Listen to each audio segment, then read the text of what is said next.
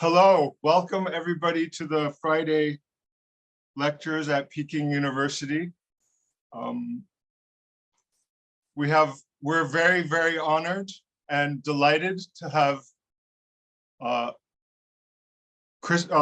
Dr. Christian Skirka giving us a talk today. He's written some excellent essays and excellent work on truth, Tugendhat on truth. I remember reading that several years ago and really loving it. And he's written many essays on Adorno. I think Adorno will be one of the topics of today's talk. Adorno and existential phenomenology, and he's a great thinker on phenomenology. Had many great conversations together on Husserl and Merleau-Ponty. He works at the University of Amsterdam,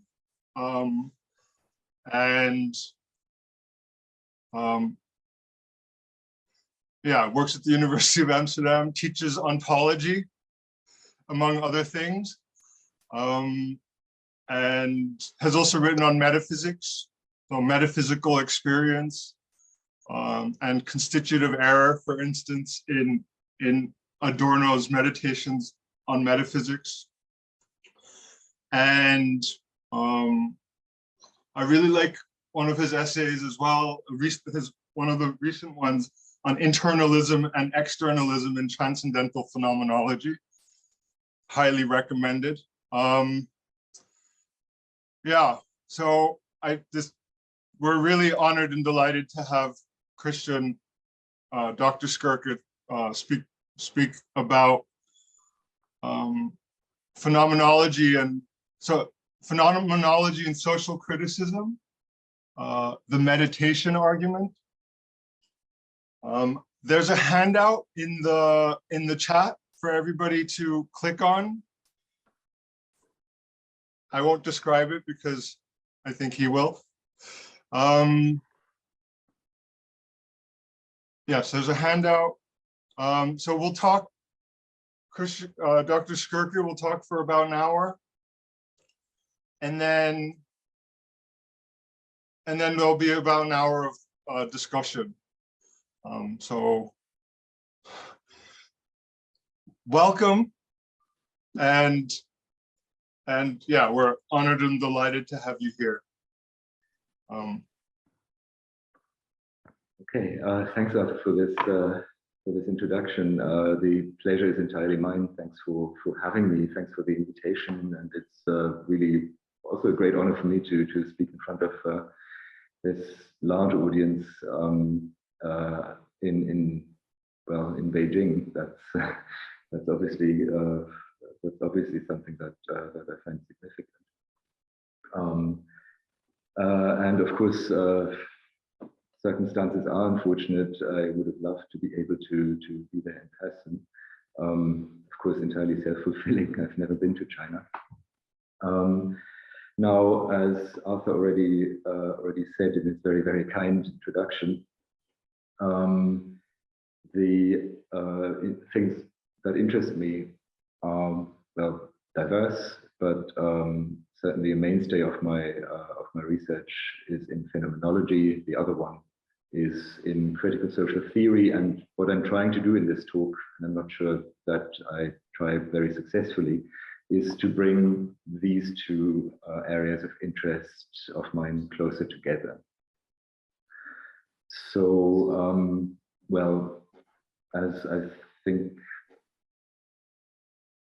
plan to proceed, what I'm going to do is actually stay fairly classical. I don't know how well that works on a screen, so I hope you're able to bear with me. I'm simply going to read my talk as people used to do. So there's not going to be a PowerPoint, but there is a handout. I see also that people who had trouble accessing it are now served with one. The handout has mostly quotes, and I'll announce to you which quotes I'm referring to as we go along.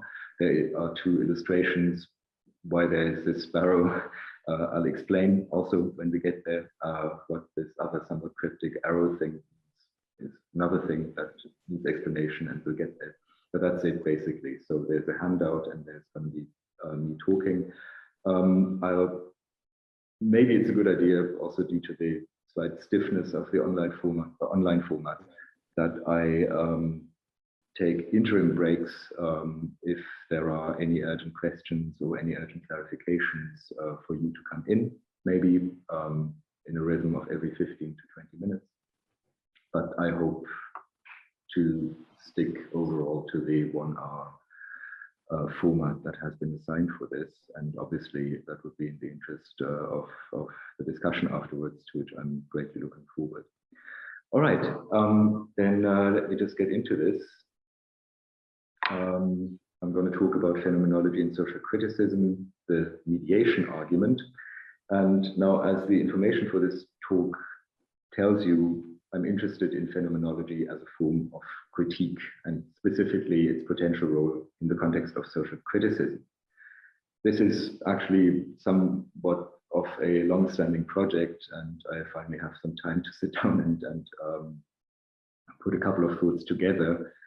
This is, well, still in the early stages of making these things concrete. I hope that is not to the detriment of what I'm going to tell you today.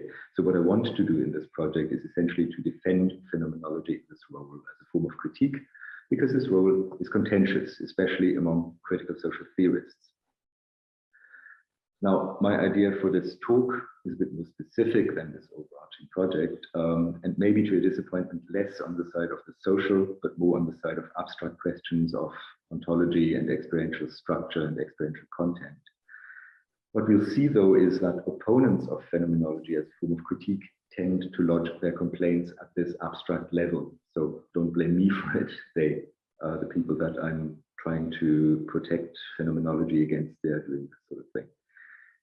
And the vehicle of their complaints very often is what I'm calling here the mediation argument. This argument is not on the face of it concerned with questions of social criticism, but revolves around abstract issues like grounding, the relationship between particulars and universals, the nature of intelligibility and conceptuality, and the like. Now, to ease ourselves into the argument, I thought I'd first explain the terms from my headline. So phenomenology, social criticism, and perhaps somewhat obscurely, the mediation argument. Obviously, that's going to be redundant. Most of you, I think, are perfectly familiar with phenomenology and social criticism, but just maybe to give you an idea of how I see these things. Now, phenomenology is a radical philosophical or metaphilosophical account of experience. It is radical in that it departs sharply from our usual ways of looking at experience. Common sense tells us that experience is in significant respects receptive or passive, a representation of the world based on sense impressions. According to phenomenology, by contrast, experience presents content actively or intentionally. And while the empiricist paradigm of experience is sense perception, intentional experiences, owing to their active character, are also meaning-bearing. That is, for phenomenology, all our encounters with the world have some inherent salience or significance. And that is different from the usual empiricist way of looking at experience. Phenomenology claims furthermore that by directing our attention to phenomena, we go back to the things themselves.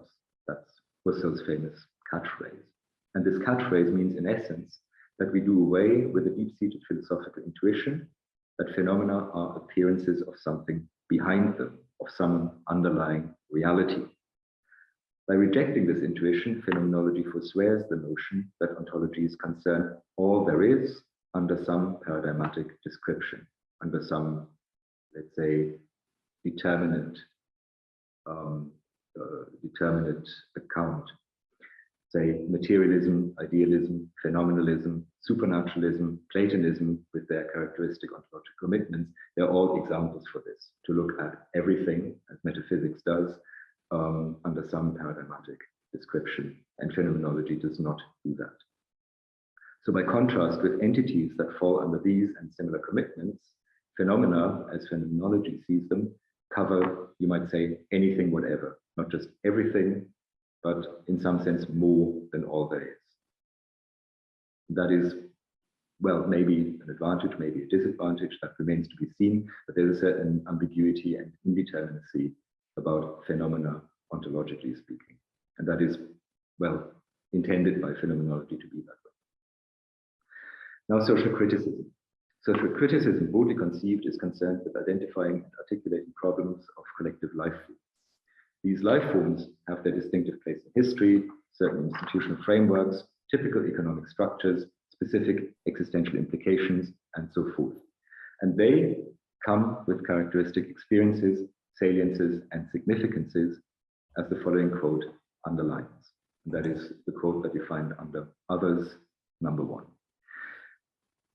Neither the economy nor society, taken as a system of impersonal forces, determine me as a proletariat, but rather society or the economy such as I bear them within myself and such as I live them.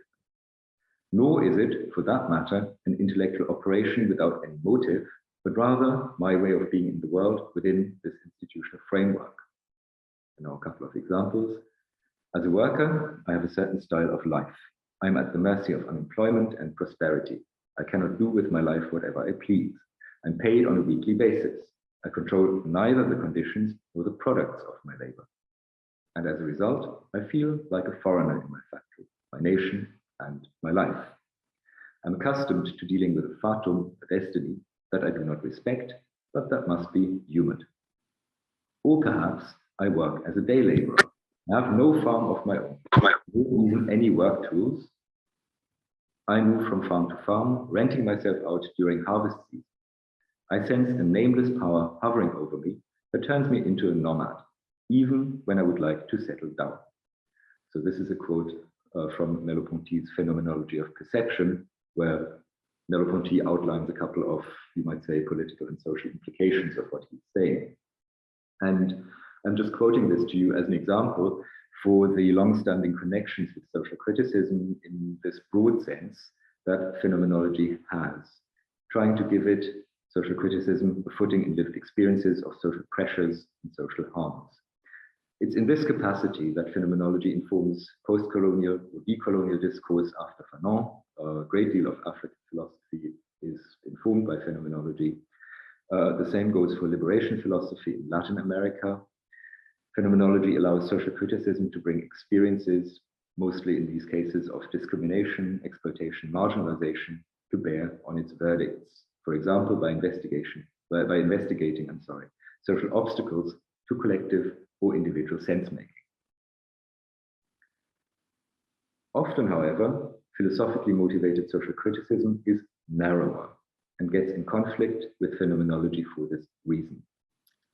Social criticism in this narrower sense typically claims that harmful social arrangements are cognitively unintelligible due to their rationality deficits.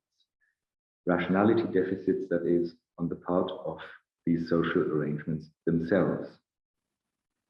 Social criticism of this type does not flow from strain on one's life form, but originates in cognitive resistance to the status quo.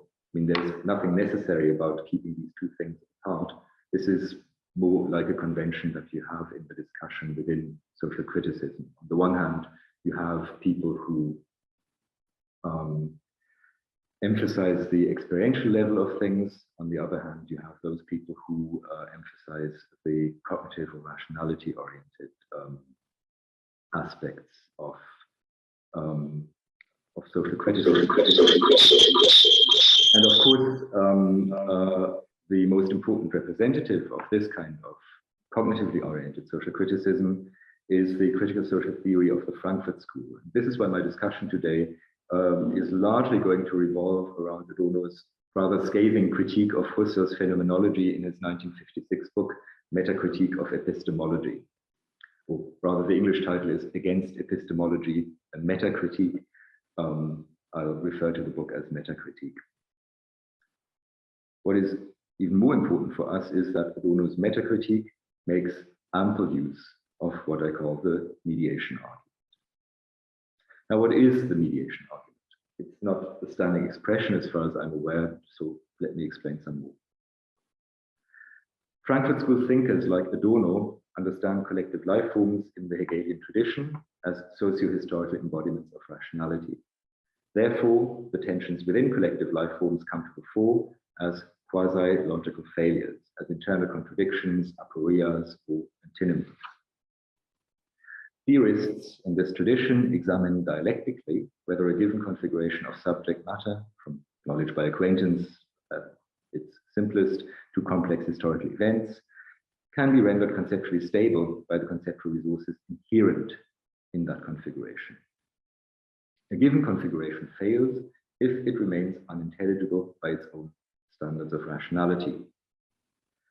Problematic collective life forms are like these failing configurations of general subject matter. They're actually even worse because they make no sense to those who live in them by the standards of sense that these life forms claim to embody. And of course, that does not have to be very obvious. Usually it is rather subcutaneous and subliminal. But that is kind of the feature worthy of critique of a failing collective life form, a lack of intelligibility that affects those who inhabit these life forms. Typically, the self-understanding that is possible within these life forms lags behind the underlying power structures that keep these life forms, the status quo, in place. The cognitivism of this approach to social criticism is thus of a special, dynamic, dialectical kind. Rather than declaring life forms unintelligible by some fixed, transcendent measure of intelligibility, it is designed to detect and exhibit lack of sense for different life forms and thus for different ideas about rationality and the place of rationality in history. Now, the mediation argument specifically concerns philosophical approaches which involve immediacy at crucial junctures. Phenomenology insists that we take our cues about subjectivity and its place in the world from our direct encounters in terms of intentional acts with our environment. Proponents of the mediation argument object that whatever appears to us only appears in a meaningful way once we represent it in concepts, once whatever appears to us gets mediated. By their lights, intentional experience lacks the bare minimum of generality, which is required for a stable form of consciousness. Now, that's not a secret. The blueprint for this argument is Hegelian, specifically Hegel's dialectic of sense certainty from the Phenomenology of Spirit. And here is part of his demonstration that immediate knowledge is impossible. That's really the blueprint for all these kinds of Frankfurt School criticisms of various positions that they identify as, well, falling short of being properly mediated. And the configuration that Hegel has in mind here in this blueprint is sense-based immediate knowledge. Historically, that goes back to, well, the pre-Socratics, but you could also read it as some sort of anticipation of various kinds of sense data theories, knowledge by acquaintance, common sense philosophy. I'll get back to that a bit later on. Now here's the quote, and that is something that you find under Others, number 2. However, if we take a look at immediate knowledge, there is a good deal more in play in this pure being of particulars, which constitutes the essence of sense certainty, and which declares the pure being of particulars to be sense certainty's truth. An actual sense certainty is not only this pure immediacy, but also an example of it. Among all the countless differences thereby arising, we find in every case the chief difference, namely that in that certainty, both of the already noted thises, namely a this, a particular, as an I, and a this, a particular, as an object, precipitate all at once out of pure being. If we reflect on this difference, it turns out that neither the one, the subject of experience, the I, nor the other, the object of experience. The item is only immediately within sense certainty. Rather, both are mediated. I have certainty through another, namely the item. And this likewise is within certainty through another, namely through the I. Okay, that's the quote from Hegel. Sense-based immediate knowledge would have to emerge from acquaintance with sense particulars alone. But the fate of sense certainty is the fact that subject and object turn out to be mediated through or by each other. That is to say, they make each other comprehensible rather than being comprehensible just on their own merits. Whenever we try to fix the sense particular in space and time, or try to fix our standpoint vis-a-vis sense objects, we overreach the cognitive resources prescribed for sense certainty, namely their particularity.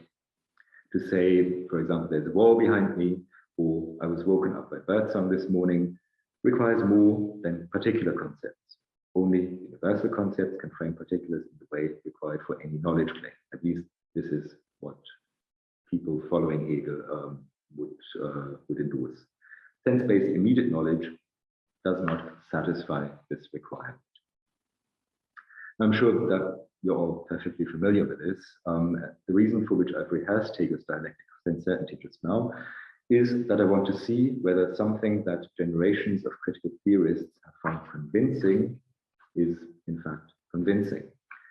They believe that phenomenology is in essence like sense certainty, and therefore can be deposed along the lines of Hegel's blueprint mediation argument. The most prominent example for this strategy is the one that I've already announced, namely Adorno's indictment of Husserlian phenomenology. Now here's a quick overview of the main themes of Adorno's critique as far as my presentation today goes. Of course, there's also things to do with his own materialism. There's also things to do with specifically the critique of ideology, but unfortunately for today, I had to leave those out. So there are 3 points really that I'm going to focus on.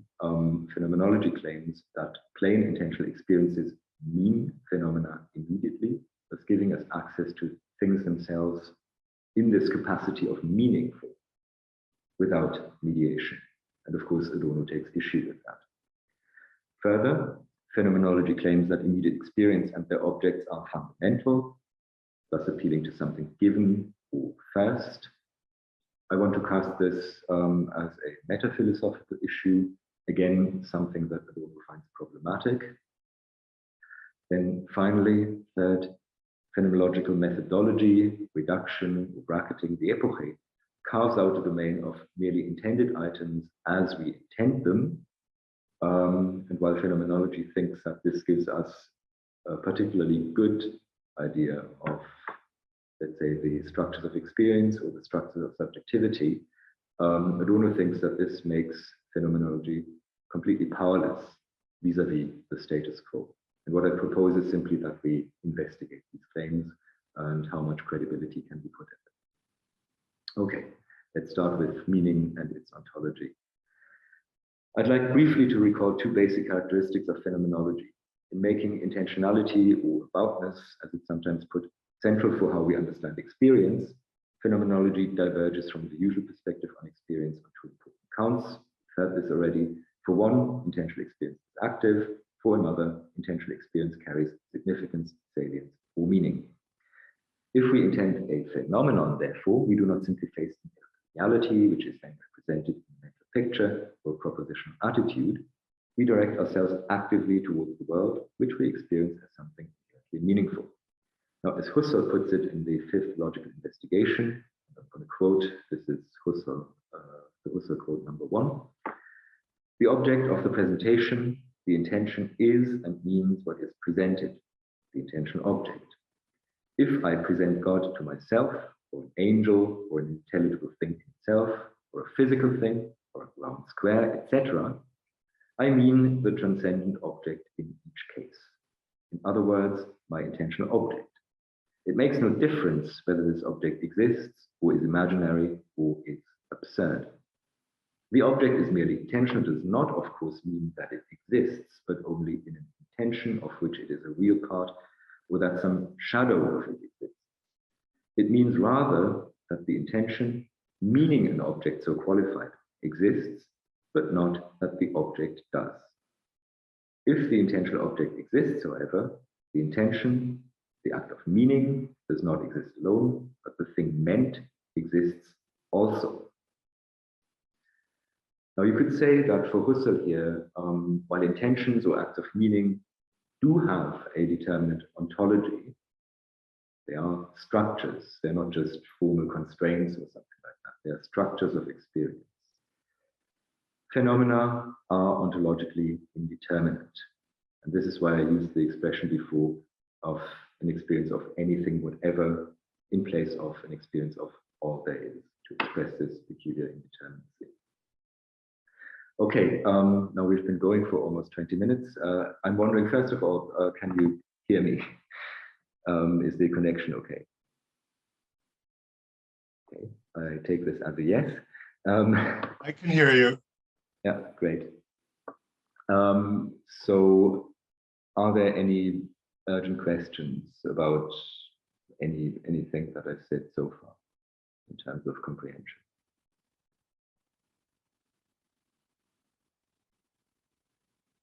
Okay, I mean, I also realize, of course, with so many participants, it's a bit clunky to have these interim questions. It's probably better to bundle everything together in the question hour. Nonetheless, I just want to stop and give you the opportunity, maybe also just to type into the chat if there's something that needs clarification, or even if I need to speak up or something like that. All right, let's continue. And that's just after this first quote from Husserl from Logical Investigations. Now, you might have noticed that Husserl does not employ the language of immediacy here, and that is also characteristic of his writing in general. He doesn't really talk about phenomena and potential experiences as a case of immediacy. He rather uses words like direct. But it's obvious that he thinks of intentional experiences as something plain and primitive, you might say. Therefore, it isn't much of a surprise that his phenomenology becomes a target for mediation argument.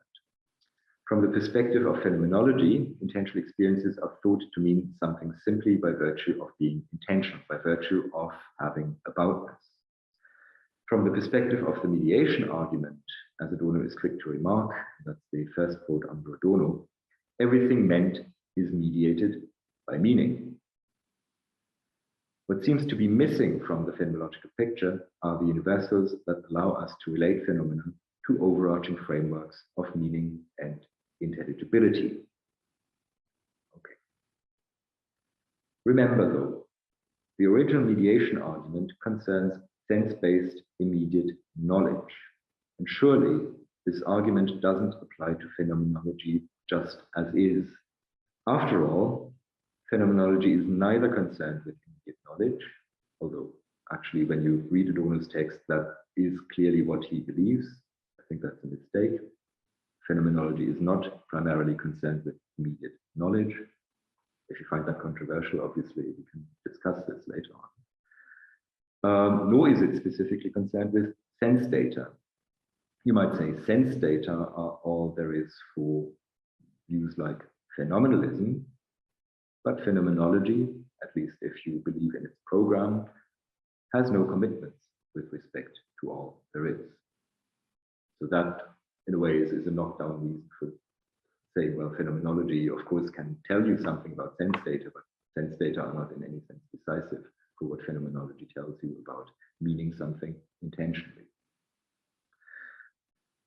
However, the mediation argument doesn't depend on this phenomenalist construal of phenomena. It still applies to the phenomena of phenomenology insofar as they are particulars without universals. At least if you can make that out, it seems that the mediation argument is still very much in play. However, that again is something that phenomenology can challenge. The thought that phenomena, the thought that phenomena are particulars is obvious only if we think about universals along Aristotelian or scholastic lines. And there's no specific reason for us to do that. Aristotelian or scholastic lines, what do I mean with that? I simply mean that mean the idea that particulars are ontologically mandatory, whereas universals are ontologically optional. Given that phenomena can be anything whatever, it would be really strange if phenomenology accepted these constraints. Indeed, Husserl spends considerable time spelling out what it means for phenomena that the old conventions of realism, conceptualism, and nominalism don't apply to them. Of course, these are not, let's say, the same type of ontological commitment as, for example, materialism or supernaturalism or Platonism. But of course, they also express certain kinds of ideas about all there is.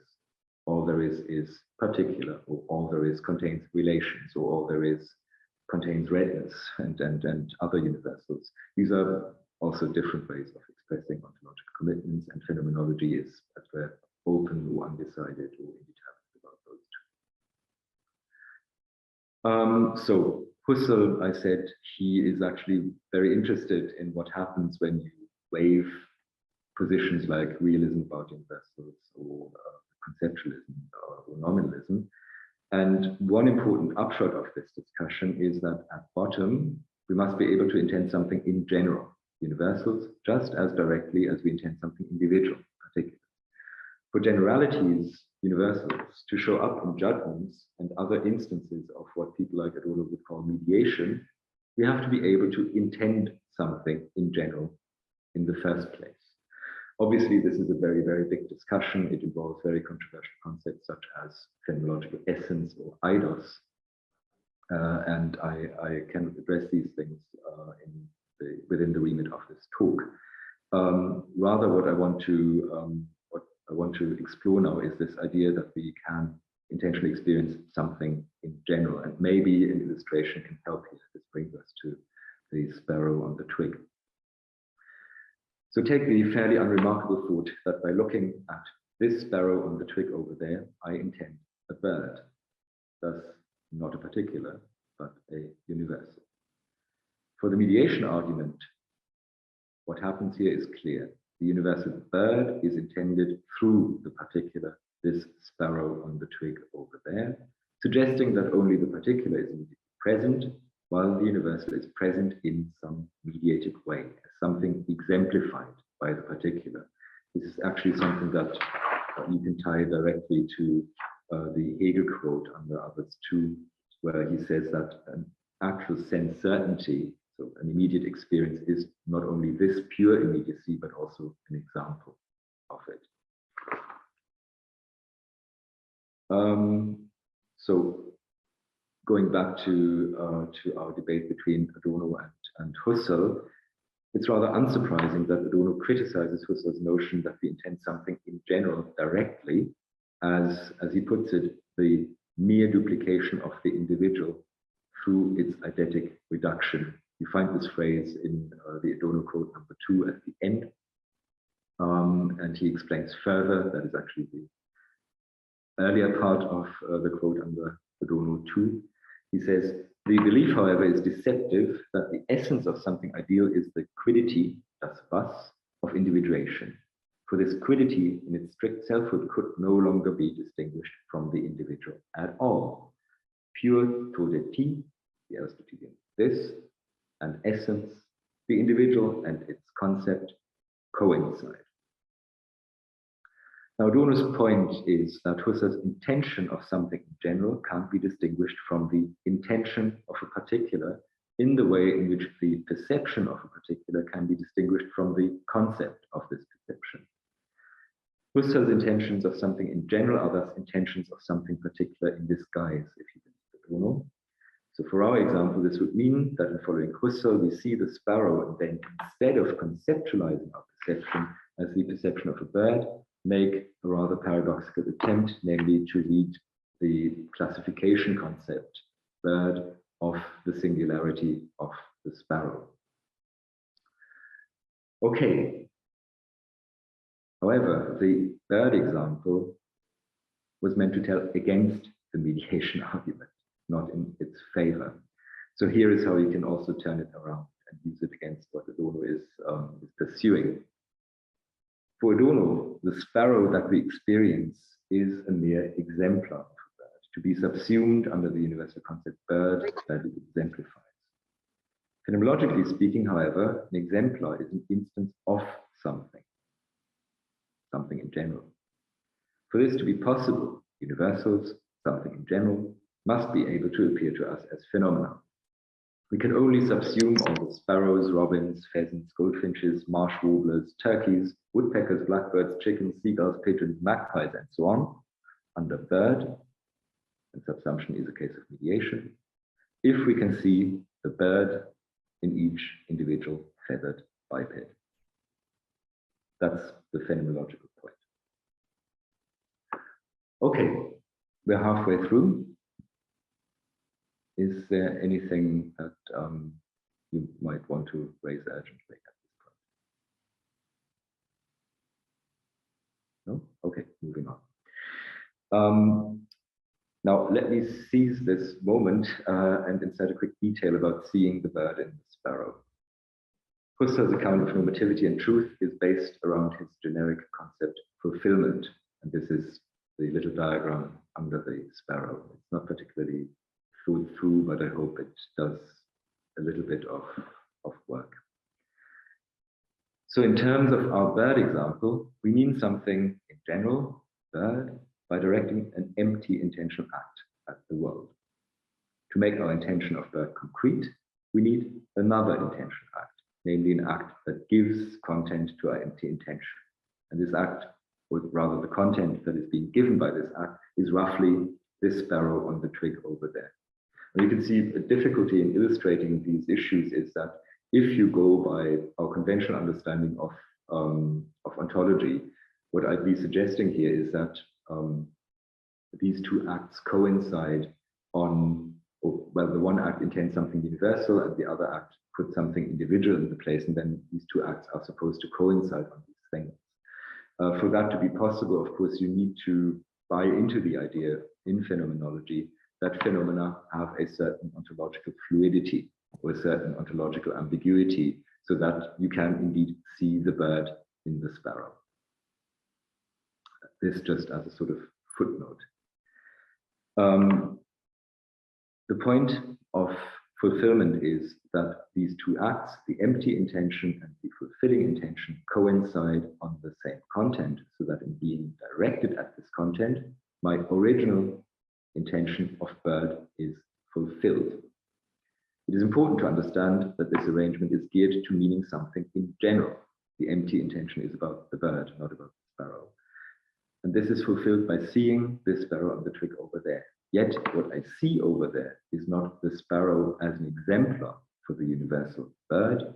I simply see the sparrow as bird, or to put it slightly different, what I mean is bird and nothing else. But it is the reason why I'm saying this is to say that an individual intentional act cannot pull this off. To have, let's say, a fulfilled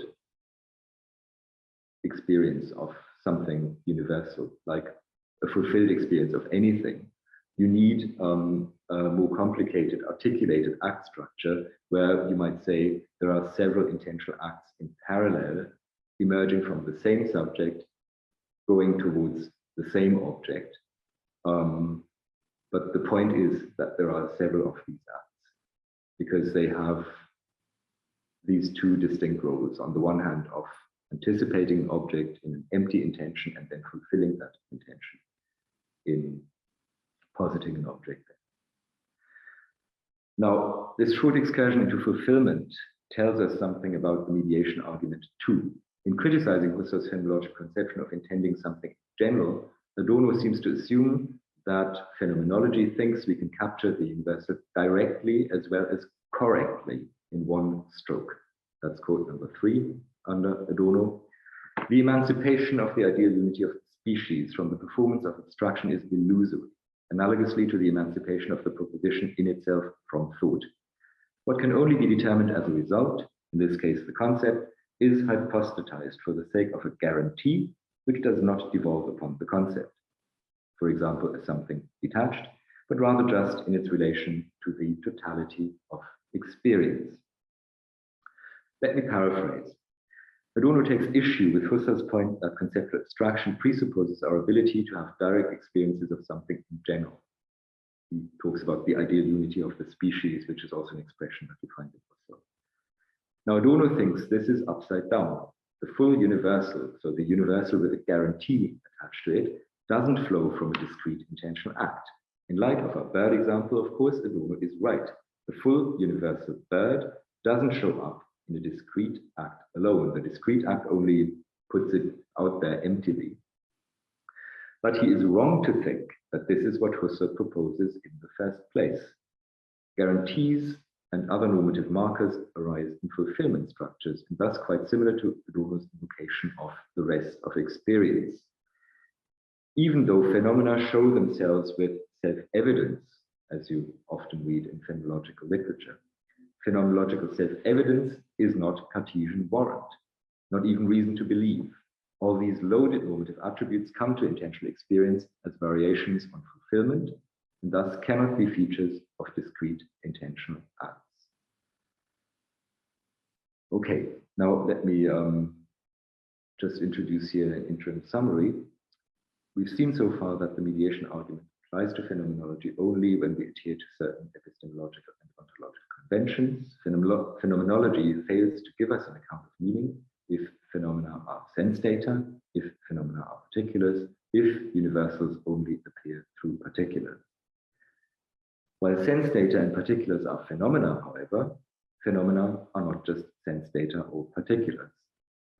The mediation argument has no grip on phenomenology unless we maintain epistemological and ontological conventions that make of phenomenology some kind of phenomenalism, for which phenomena are sense data, or conceptualism, for which phenomena are particulars, and unless we exaggerate the normative ambitions of intentional acts, where we assume that for phenomenology individual acts lay claim to fulfillment, which is simply not the case.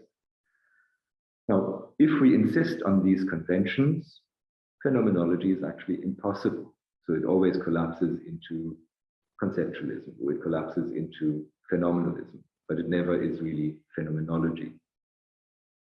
But if phenomenology is impossible, the mediation argument against it is redundant too. So maybe we shouldn't construe phenomenology in this way. Now, this would actually be a conclusion, but I'm afraid my talk will go on for a bit. Is there anything that that has struck you as in need of further elaboration?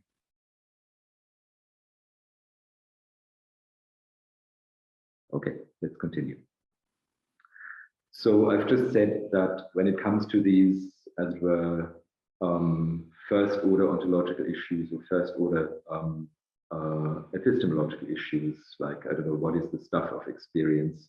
How do universals and particulars relate to each other? What are our ontological commitments? It's already a bit complicated for first order ontology, but nonetheless.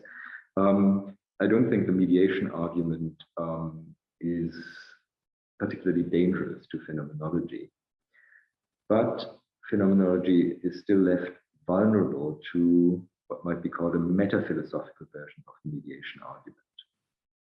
Even if we grant phenomenology its epistemological and ontological innovations, phenomena and how we are conscious of them are phenomenological primitives. So something given was something first. And you'll be familiar with this from another famous proponent of the mediation argument, namely Wilfrid Sellars, and his notion of the myth of the given. So you might try and see whether phenomenology also is in some sense wedded to the myth of the given, namely the idea that there is some kind of direct contact with something that is not yet conceptualized. And as you know, how Sellars himself is influenced by Hegel, he says, well, instead of seeking these kinds of foundations in some direct experience, what we need to take into account is indeed a back and forth between observation and conceptualization. An interesting quirky fact is actually that Sellers's seminal text, where he introduces the concept of the myth of the given, empiricism and the philosophy of mind, appeared in 1956, exactly the same year as Adorno's metacritique of epistemology. It's a coincidence, nothing else. Okay. Now, Adorno's verdict against the given, or the myth of the given, looks as follows, and that's quote number 4 under Adorno. Now, it is just this being in itself which does not pertain to the given. Consciousness, which claims to have it, knows it only mediated through consciousness. The post-Kantian idealists understood that. And even the substitution of the given for the being in itself of the thing does not help epistemology out of its quandary. The abstractness of the given as the reduced remainder of complete experience, which equates it to the impenetrable substratum, also robs it of what it should guarantee, the dignity of the absolutely existing entity. The given, as the result of abstraction, becomes discernible through its abstractness as itself just something produced. So even if we go along with phenomenology and waive ontological commitments, encapsulated here with the Hegelian reference being in itself, its appeal to the given remains problematic because this appeal ignores that something can take the role of a given only because givenness plays some qualified role in the conceptual scheme under consideration. So givenness is not something that pertains to the phenomenon, as it were, it pertains to the discourse about the phenomenon. Now, in order to see how this criticism could apply to phenomenology, seems rather obvious as a criticism of phenomenology. Nonetheless, let's have a look at Husserl's principle of principles from ideas. That's the second quote under Husserl. Each and every originally giving intuition is a source of justification for cognition, he says. Intuitions are intentional acts that present us with phenomena by giving us phenomena. We call that intentionality is active and not passive. The intuition of the sparrow does not represent some outer thing, but presents the sparrow by giving or constituting something with the meaning sparrow. Originally giving intuitions don't constitute the sparrow from other intentional acts, but present it directly in such a way the questions of correctness or adequacy don't arise. We've heard it. There's nothing further behind the phenomenon. By this token, originally giving intuitions can be understood as a ground of self-evidence for experience and reasoning. First, we take in the phenomenon, then we proceed to reflection and critique, as it were. But by the very same token, Adorno seems right to challenge phenomenology for sliding into conventional first philosophy. Phenomenology looks like it accepts some kind of authority of foundations, and this is something that disqualifies it from serving in the critic's role. Looking at this, Adorno's mediation argument is more than an imminent critique of sense data theories, of nominalism or conceptualism, or indeed of first philosophy in its metaphysical and epistemological guise. It also is a statement on mediation and its critical purpose. That's quote number 5 under Adorno. Being mediated is not a positive statement about being, but rather an instruction to thought not to acquiesce in such positivity. It is really the demand to put dialectics into practice. So, to acknowledge the mediated character of our subject matter, especially for the complex topics that are of prime interest to social criticism, is a call to investigate its cogency, to seek out hidden tensions, convert contradictions, blind spots, and shaky foundations. From Adorno's perspective, phenomenology can't be sensitive to fundamental tensions and contradictions in a given subject matter because at bottom there is something taken for granted about the subject matter. Hence, phenomenology is unable to realize that subjects can be fundamentally deceived about the world and their place in it.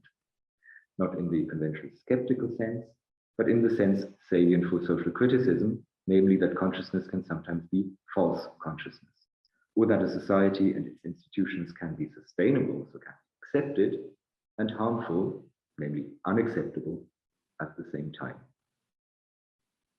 Now, this critique of phenomenology is substantial and difficult to answer directly. I'm trying to give you an outline now of an indirect response to it. And to keep things concise, let's go back to the sparrow, which we intend as bird.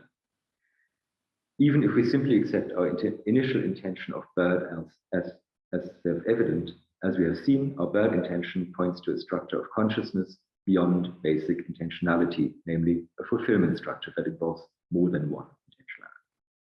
Now, whatever our Aristotelian or scholastic intuitions tell us, due to the ontological fluidity of the phenomenon, bird and this sparrow on the twig over there can be experienced as the same intentional object.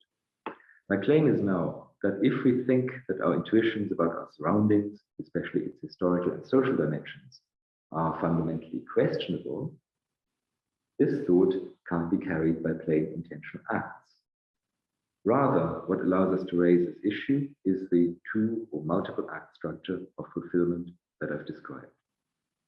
The same structure that allows us, for example, to experience an individual as something general also allows us to experience discrepancies and mismatches in our rapport with our environment. So this is my claim for what follows. In Minima Moralia, Adorno coined the phrase, number 6 under Adorno, the wrong life cannot be lived rightly. After all the wrestling about mediation and immediacy, it's rather surprising how easily Adorno's statement is translated into a phenomenological key. When subjects mean the good life, living rightly, you might say they intended emptily. Intending something emptily leaves entirely open which content is posited to fulfill the initial intention. It is left open. Of course, you might end up with something that is not satisfying. But first, you need the structure of fulfillment in place in order to be able to experience this dissatisfaction. So, the wrong life cannot be lived rightly. Under current socio-historical circumstances, namely the wrong life, we can specify that whatever content is put into the blank spot of the initial intention, this content is at odds with what subjects mean when they intend living rightly. Current socio-historical circumstances frustrate the good life, we might say. Whichever content subjects put into the empty spot of their initial intention cannot possibly fulfill the initial intention. And that leaves them with a specific experience, as I've just told you, namely an experience of dissatisfaction. So we have a phenomenological reconstruction of what it means experientially to live the wrong life, or rather to fail to live rightly because of the wrong life, our social circumstances. Now, let's keep this in mind when we reconstruct Adorno's complaint about the phenomenological appeal to givenness and the inherent complacency of this appeal. According to Adorno, basic intentional acts take anything whatever as evident, and for this reason give us satisfaction with the status quo, with the wrong life. As we have just seen, he can't be right about that. Basic intentional acts may bestow self-evidence on our encounters with the world, but they're too simple for satisfaction or dissatisfaction. These are variations on fulfillment. Like dissatisfaction with the wrong life, satisfaction with the status quo needs more intentional acts than just a basic one. Specifically, it needs another act that posits an object, let's say current societal arrangements, the status quo, in the intended empty spot of the initial intention of living rightly. Obviously, the self-evidence that pertains to each component act as a matter of course does not ensure fulfillment in combination. That is, it does not ensure that the second act posits the right object for the initial act. Consequently, and contrary to Adorno's worries about givenness, the two components of fulfillment can come apart in a fundamental way. Why then would Adorno and most Frankfurt School theorists after him believe that phenomenological self-evidence and satisfaction with the status quo go hand in hand with each other? Now, to put it bluntly, as far as I can see, they simply confuse phenomenology with common sense. Self-evidence and satisfaction go together from the ordinary point of view because common sense does not just take the world as it is. This, you might say, is something that it shares with phenomenology, but it adds certain metaphysical attributes to it, namely that the world is independent from subjects, that its spatiotemporal organization is homogeneous and infinite, that we can trust our ordinary empirical modes of access to it, and so forth. Accepting things as they are as common sense exceeds phenomenological self-evidence because these things come bound up with specific ontological commitments. This is why showing you how things are by ostensive proof, think of G.E. Moore, is satisfactory against countervailing skeptical doubts. And this is also why how things are doesn't just make sense, but it also makes nonsense of the suggestion of things being otherwise. This is a position that you find, for example, in Norman Malcolm and other ordinary language philosophers. Now, phenomenology differs from common sense philosophy and ordinary language philosophy in that the structures it designates as basic or as constitutive don't endorse how things are. This difference seems to me crucial for an adequate understanding of the phenomenological approach. Fundamental structures of intentionality are precisely those which come into focus when we ask how common sense, the natural attitude, as Husserl calls it, is constituted. Now, in Husserl's own rendition, the natural attitude is this. That's the third quote that you find under Husserl. As what stands over against me, I continually find the one spatio-temporal actuality to which I belong, like all other human beings who are to be found in it and who are related to it in the same way as I am related to it. Crucially, the natural attitude towards what stands over against me, the world of common sense, means that, that's the fourth quote under Husserl, that I find the actuality, the word already says it, as a factually existent actuality, als Daseinende, and also accept it as it presents itself to me, wie sie sich mir gibt, as factually existing, as Daseinende. Short-circuiting appearance with factual existence eventually commits common sense to the external existence of a spatio-temporal world. But phenomenology, to repeat it, does not share this commitment. It investigates it, but investigating what constitutes such a commitment, that is the specific philosophical input here, phenomenological input, sorry. So investigating what constitutes such a commitment means to suspend the commitment, to engage Husserl's epoche, for example. This approach shows us that common sense does not constrain what we mean in intentional acts. And with a view to social criticism, the epoche may be said to create room for us to see that the way things are from the common sense perspective is not how they must be or should be. It shows us in particular that how things are is not satisfying by virtue of their commonsensicality, and thus eventually that the status quo could be wrong, because its being common sense is no reason to find it fulfilling. It seems therefore that the epoche equips us with a decidedly critical perspective on the status quo and on common sense acquiescence in it. Adorno could not disagree more though. He recognizes Husserl's struggle to extricate phenomenology from convention. On his view, the struggle fails because the epoche reduces all there is in the natural attitude to all there is in consciousness. In this way, Adorno suspects, we simply suppress the difficulties of the natural attitude and thus damage our understanding of them even more thoroughly. As he says, and that's quote number 7 under Adorno, phenomenology remains inadequate because it adheres to categories of meaning to sheer subjectivity. It turns the non-identical state of affairs into the immediate givenness of consciousness, something purely mental, and the factual existence of that state of affairs becomes ideal being, becomes thought. So for Adorno, ontology catches up with Husserl's suspension of the natural attitude in the form of some kind of idealism. All Husserl achieves in the end, Adorno thinks, is a hermetic philosophy of the subject that, rather than being liberated from the strictures of the natural attitude, is constrained by its own procedures. Another quote, that's number 8 under Adorno.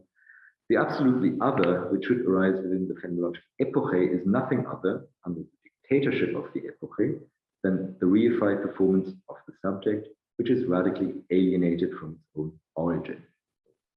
Big and tough words, obviously. Now, instead, just to paraphrase Adorno's verdict, instead of truly returning to the things themselves, phenomenology supplants things themselves with projections of subjective activity. This is what Adorno thinks. To make things worse, intentional consciousness deceives itself about having won, through the epoche, unconstrained access to all there is. This makes unrecognizable for phenomenology that it has exchanged the status quo of the natural attitude for something even more familiar and therefore more problematic, namely its own subjective processes, and thus for something that has no traction with our socio-historical circumstances. While we became optimistic about the critical potential of the epoche before, we thought it enables critical attitudes towards the natural attitude and the status quo, Adorno seems to think that all the epoche explains, not to the phenomenologist, but to the dialectician, is that we're stuck with the status quo. Now I have maybe 6-7 minutes left. Is that okay? All right. Okay. Now I'm actually entering the conclusion. I think Adorno's line of reasoning is exceedingly pessimistic.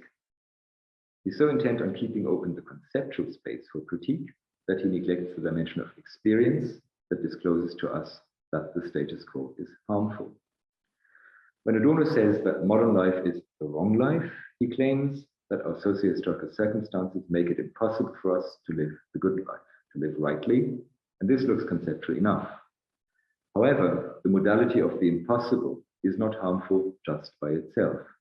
The wrong life hurts because intentions that are phenomenologically self-evident, like intentions to live well, are thwarted and go unfulfilled. Now, here is an example of phenomenologically inspired social criticism. Someone orients their existence by adopting an identity that meets certain socially current criteria of success. This identity could be described as reified social aspiration, for example. From this perspective, it's simply common sense to be financially independent, to abide by certain rules of decorum, to compete with others for social recognition, and so forth. We might call reified social aspirations a kind of natural attitude about agency. What upholds this attitude is satisfaction with how things are. What allows us to see through this attitude is the fact that its attitude and its apparent objectivity, it is something that is socially current and that is socially rewarded, has its enabling conditions in subjectivity, agency, spontaneity. If we ask whether the apparent objectivity of common sense fulfills our subjective needs, we may experience disappointment.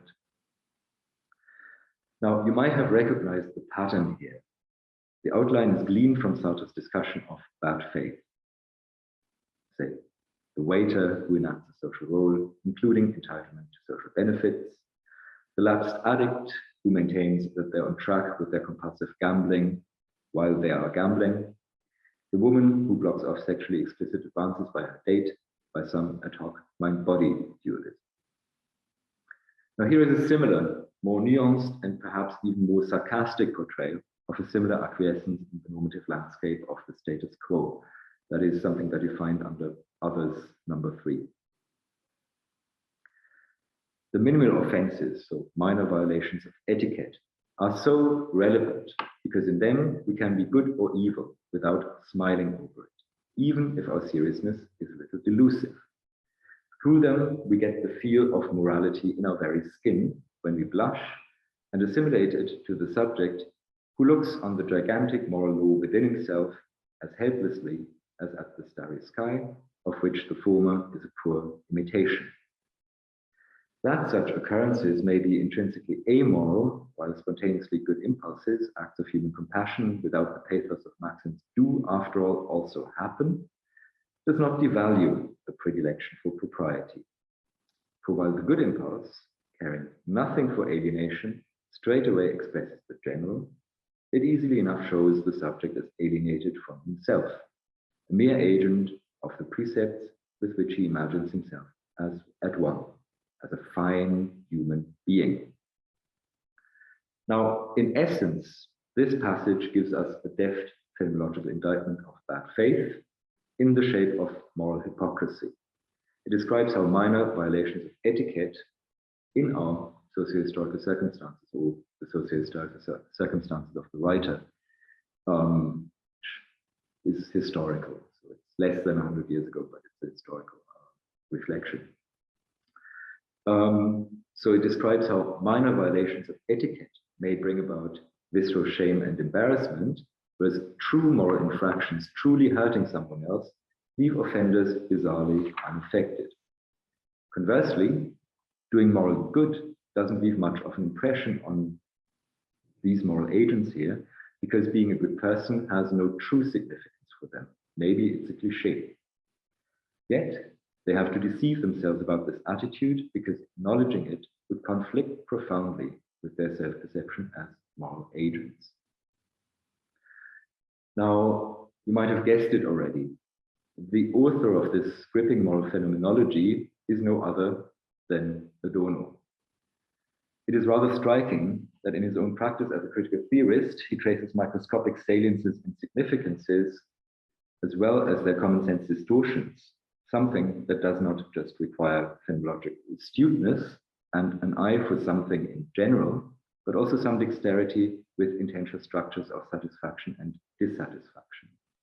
His sarcasm in this passage only works because he knows to present common sense satisfaction with its travesty of morality as an inverted sense of fulfillment. I take this as a tacit admission. Any social criticism that wants to pin down what is cognitively disturbing when collective life forms fail by their standard needs a phenomenological footing in experiences of social harms, as well as an explanatory story about the seeming naturalness of social compliance. Thank you. That's it.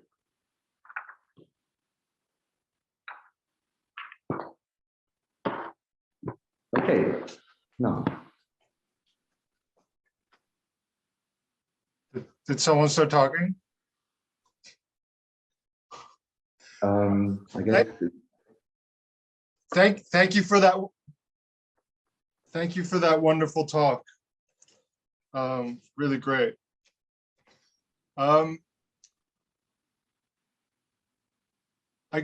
there are lots of questions, so I'll be chairing, and I'll call on you to ask your questions.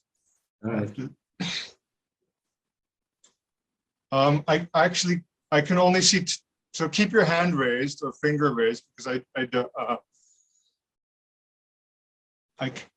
yeah, keep it raised so I can call you. The first person I saw was Eddie, or Eddie, E-D-I-E. Yes. So if you can turn on your video, because that's more pleasant.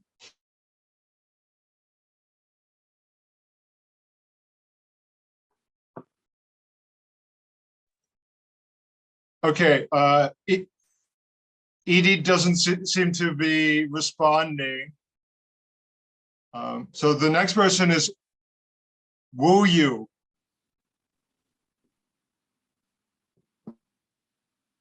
Hello. Could you hear me? Yeah, I can hear you. Okay, I have maybe basic question about perception and consciousness. It's very interesting to talking about Hegel's argument about sense certainty and the immediacy in his phenomenology of spirit and the phenomenology in general. I read very little of Hegel's argument, and I think the perception and the consciousness in Hegel seem to be two different concepts. I cannot figure out their relationship, which I think may be important for the mediation argument. And for some, as far as I know, for some other phenomenologists, such as Merleau-Ponty, perception is an embodied perceptive consciousness. So would you please explain more about the relation between perception and consciousness, maybe in Hegel or in other phenomenologists?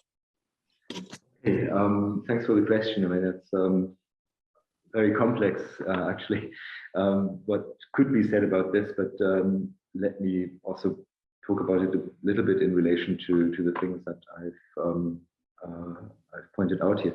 Now, if you look at Hegel himself and how things unfold in the phenomenology of spirit, indeed, first you have this idea of sense certainty, which for Hegel is to mean something.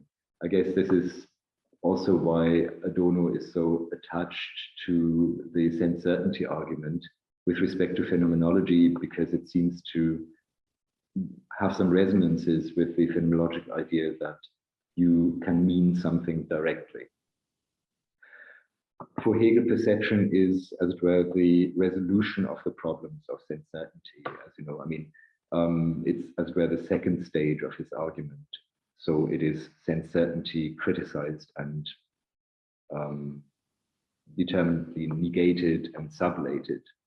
So what perception adds for Hegel is indeed a subject-predicate structure universals, and all the kinds of things that sense certainty itself does not have. And it is true, therefore, that in discussions where phenomenology encounters Hegel, there are, of course, these, if you like, terminological uncertainties. What is meant by Hegelians with perception is a lot more complex, is conceptually structured, as opposed to what, for example, Merleau-Ponty, who himself is a dialectician of sorts, of course, means with perception. So for Merleau-Ponty, perception is something pre-objective, pre-conceptual, and therefore not perception in this Hegelian sense, as which it also comes back in say, the discussion that Adorno has. For Adorno, perception is also this Hegelian concept, which, if you want to do a little bit of etymology, the German term that Hegel is using is Wahrnehmung, which means to take something to be true. And that is, if you like, normatively a lot more sophisticated than the kinds of things that an intentional act, even something like embodied perception, can give you initially. And that is also a conscious choice on the part of phenomenologists like Merleau-Ponty and Husserl. And with respect to the embodiment, I mean, that is something that is certainly not contained at all in the Hegelian discussion at that stage, because for the Hegelian discussion, sense certainty, perception, and a number of other forms of consciousness are not yet self-conscious, for example. In phenomenology, intentionality has, because obviously it's a basic structure of subjectivity, has features of self-consciousness. So again, Sartre's examples in this context are famous, that let's say if you try to catch a tram and run after the tram, there is an implicit continuity giving self-relation at work that as well keeps your intention to catch the tram self-conscious. This is something that is essential to the contribution. And for Merleau-Ponty, something like embodied consciousness is another expression of the self-conscious aspect of perceptual experience. And that really diverges rather sharply from the kinds of things that you find in the Hegelian discussion. I hope this answers some of your worries.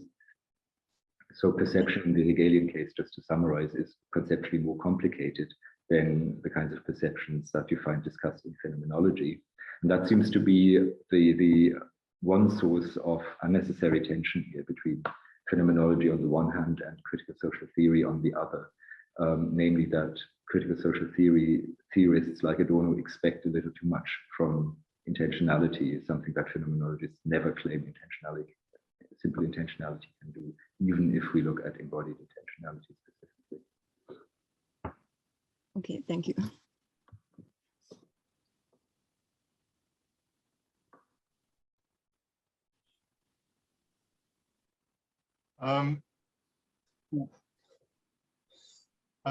Eddie, I don't.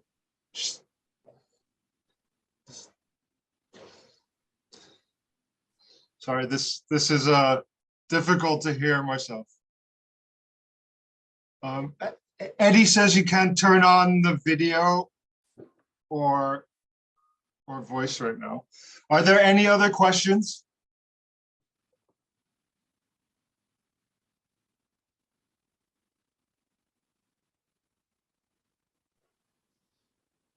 Okay. If there aren't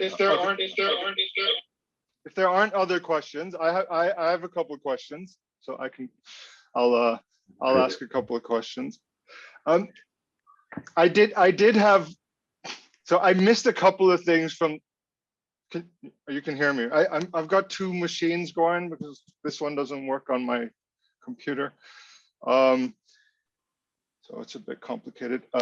I missed a couple of the things because my internet fell out. So the very end of the talk I missed. And I think that's where I guess you summarized is part of what you did at the end? So I missed everything that was after you reading the quote about the offenses. And I guess that's where you would be explaining how how phenomenology and Husserl might be able to address this problem that Adorno presents for phenomenology, that it doesn't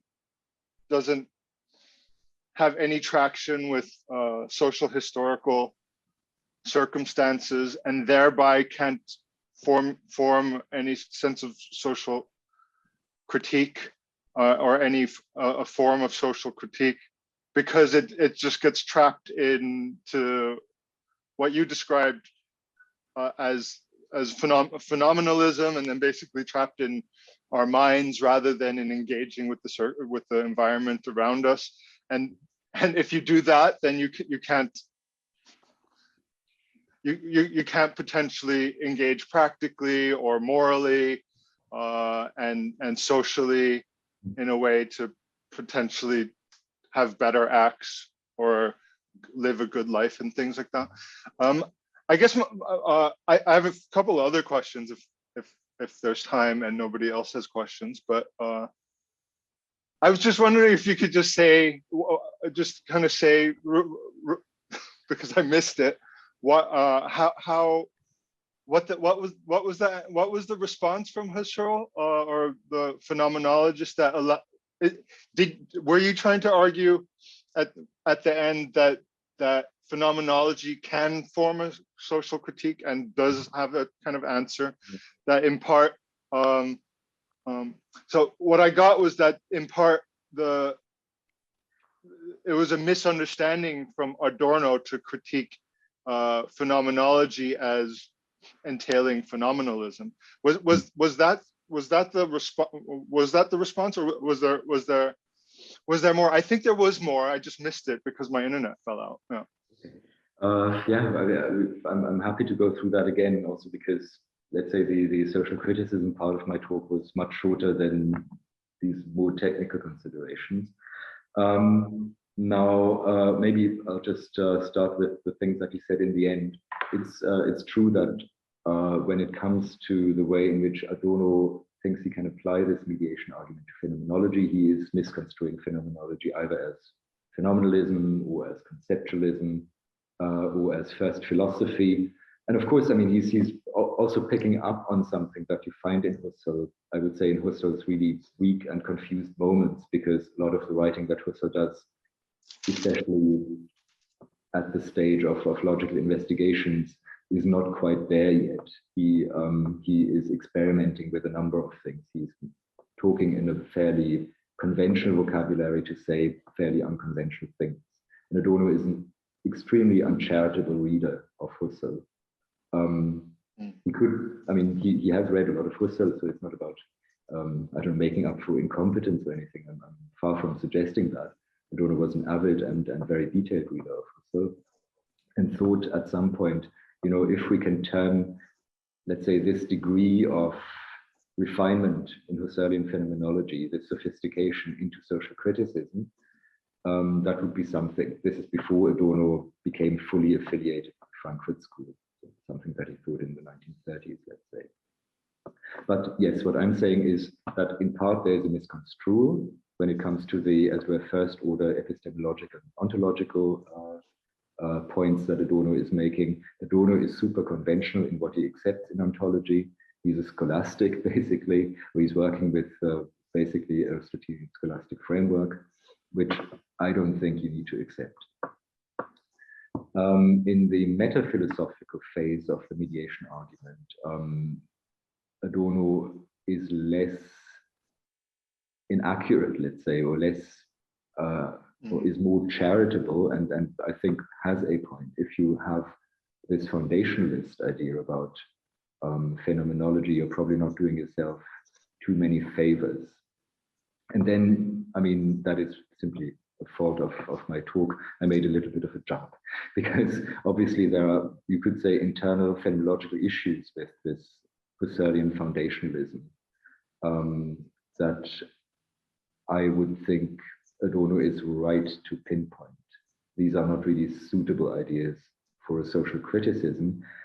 What I tried to do in my talk was to force it a little and say, even if Husserl thinks of the phenomenon as a first, everything that he wants to say normatively anyway requires more complicated structures, requires these ideas about fulfillment. Yeah. And then in conclusion, then going more towards social criticism, I tried to say, well, if you look at, let's say, Sartre's critique of bad faith, that is an example for how, let's say, the phenomenological distance from common sense can be cashed in as a form of social criticism. And then I quoted this this longish passage where somebody is doing a phenomenology of moral hypocrisy, as I described it. And there were several points about this. First of all, it's Adorno who says these things. So it's a quote from Adorno's Minima Moralia. And it seems indeed in other writings, especially when he's doing his cultural criticism or when he is giving this sort of cultural gloss on social phenomena, that Adorno is actually doing a great deal of pretty good phenomenological description. And this, I mean, you might call it rhetorical and not entirely, let's say, ingenuous. This, you could say, suggests at least very strongly that even somebody who wants to go through a dialectical criticism of social circumstances, so wants to look at, I don't know, economic structures of competition as distortions on the social fabric, let's say, or wants to look at history and say certain very grand philosophical ideas about history and criticize those because history is not progressing, something like that. And these are obviously conceptual criticisms of some social importance. But what makes this criticism stick, as it were, is this phenomenological layer of really minute microscopic description of attitudes. So I thought, first of all, that this is remarkable. And indeed, this is also something that I, as a phenomenologist, find the valuable contribution of phenomenology to the entire spectrum of social criticism. Where social criticism then indeed is not just tied to certain established schools of thought like Hegelianism or New Kantianism or Rawlsian liberalism or something like that. I mean, there are two further quotes on the handout, if you just allow me to ramble on for a bit, which are more typical for what contemporary philosophers do with phenomenology. So phenomenology is quite, has quite a strong presence in the philosophy of race or in decolonial philosophy, without people now going into this ontological detail that was important for the discussion that I had today. The two quotes about some visceral racist reaction that somebody is exposed to is a text from 15 years ago, I think, by George Yancey, which is basically a phenomenology of bad faith in somebody else as experienced by the target of that bad faith, you might say. And these, so these kinds of examples, you might say, first of all, tell you something about the presence of phenomenology in debates of social criticism. What I think is sometimes worthwhile is indeed to do these more theoretically involved ontological or content-related reflections in order to see why there are these disagreements about the presence of phenomenology in social criticism. And I mean, that would be my perspective on them, to, well, identify misunderstandings and root them out.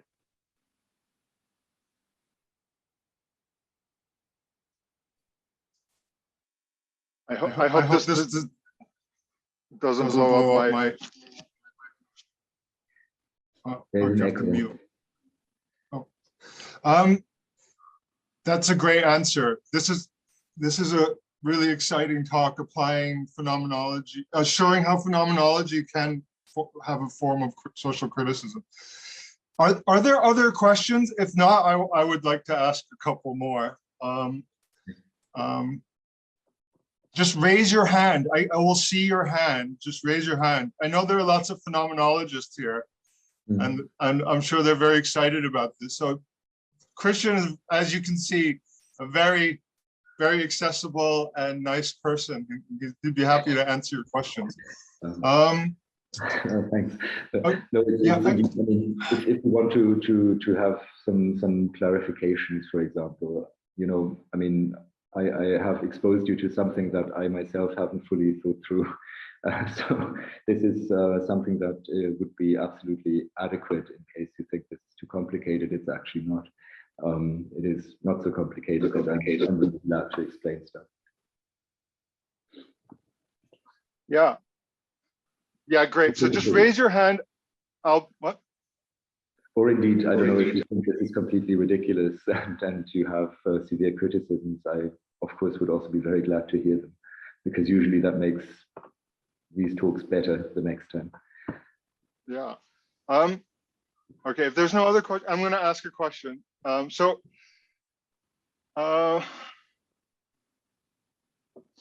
It looked like so I've got a couple of questions. So if there's no other questions, I'll ask those. But be free to raise your hand, because I will see you and then you'll be next. I guess so. These cases at the end, I think they're very interesting. So the one from Adorno and the others, and it looks like part of the racism and also the critique of people who are being too obsessed with etiquette rather than moral issues. It's a very interesting quote from Adorno. I know he likes to criticize people for not seeing the real moral issues and the real critical issues, and being clouded by things like bad music and in this case etiquette. So it's really interesting that you're seeing that, taking this to be compatible, or taking this to be a kind of phenomenological description, and that would be really exciting, I think, and I think it looks like it. But okay, so my question is, it looks like in these cases, part of what's going wrong for the people, if we can criticize their behavior, their social behavior and their moral behavior, or their moral outlook, is that they have a kind of, they're distracted. So they're distracted by etiquette, and in the racist case, they look like their experience is then kind of clouded by through the medium of the historically structured forms of knowledge. So it looks like their experience of, the well-dressed, I think it's a well-dressed black body, and in the other, also in the other case. So their experiences of a black body, and not the body that the person, for instance, sees themselves in the mirror. It looks like that experience is then mediated through these structures. And in Adorno's case, the person's experience is mediated through, the focus on this etiquette. And what I found really interesting, also in the more sort of in the other parts of the talk, was that you were framing the phenomenologist as what I take to be a really attractive understanding of them that you were presenting. So, but maybe this is a misunderstanding of mine, as someone who accepts that we can see things in themselves, and it's through the experience, maybe through experience, we see things in themselves. It's a misunderstanding of Husserl to think that we're just trapped in our minds. So that's what you were saying in response to Adorno. But okay, and then the mediation argument seems to be something like is maybe criticizing the phenomenologist as being trapped in our minds by not having a mediation, or maybe it should have a mediation. I'm not sure. So that's what they're criticizing it as. But I was thinking, is the point about these cases as well that we can understand these cases not as involving mediation. So it's not that we see, so the racist sees the Black person sort of mediated through the historical structures, and it's not that the sort of person who's just not in tune with the right kind of moral criticism and social criticism is not just mediated through the etiquette, but that there's there's a very complicated structure of intentional objects here, with intentional acts without mediation.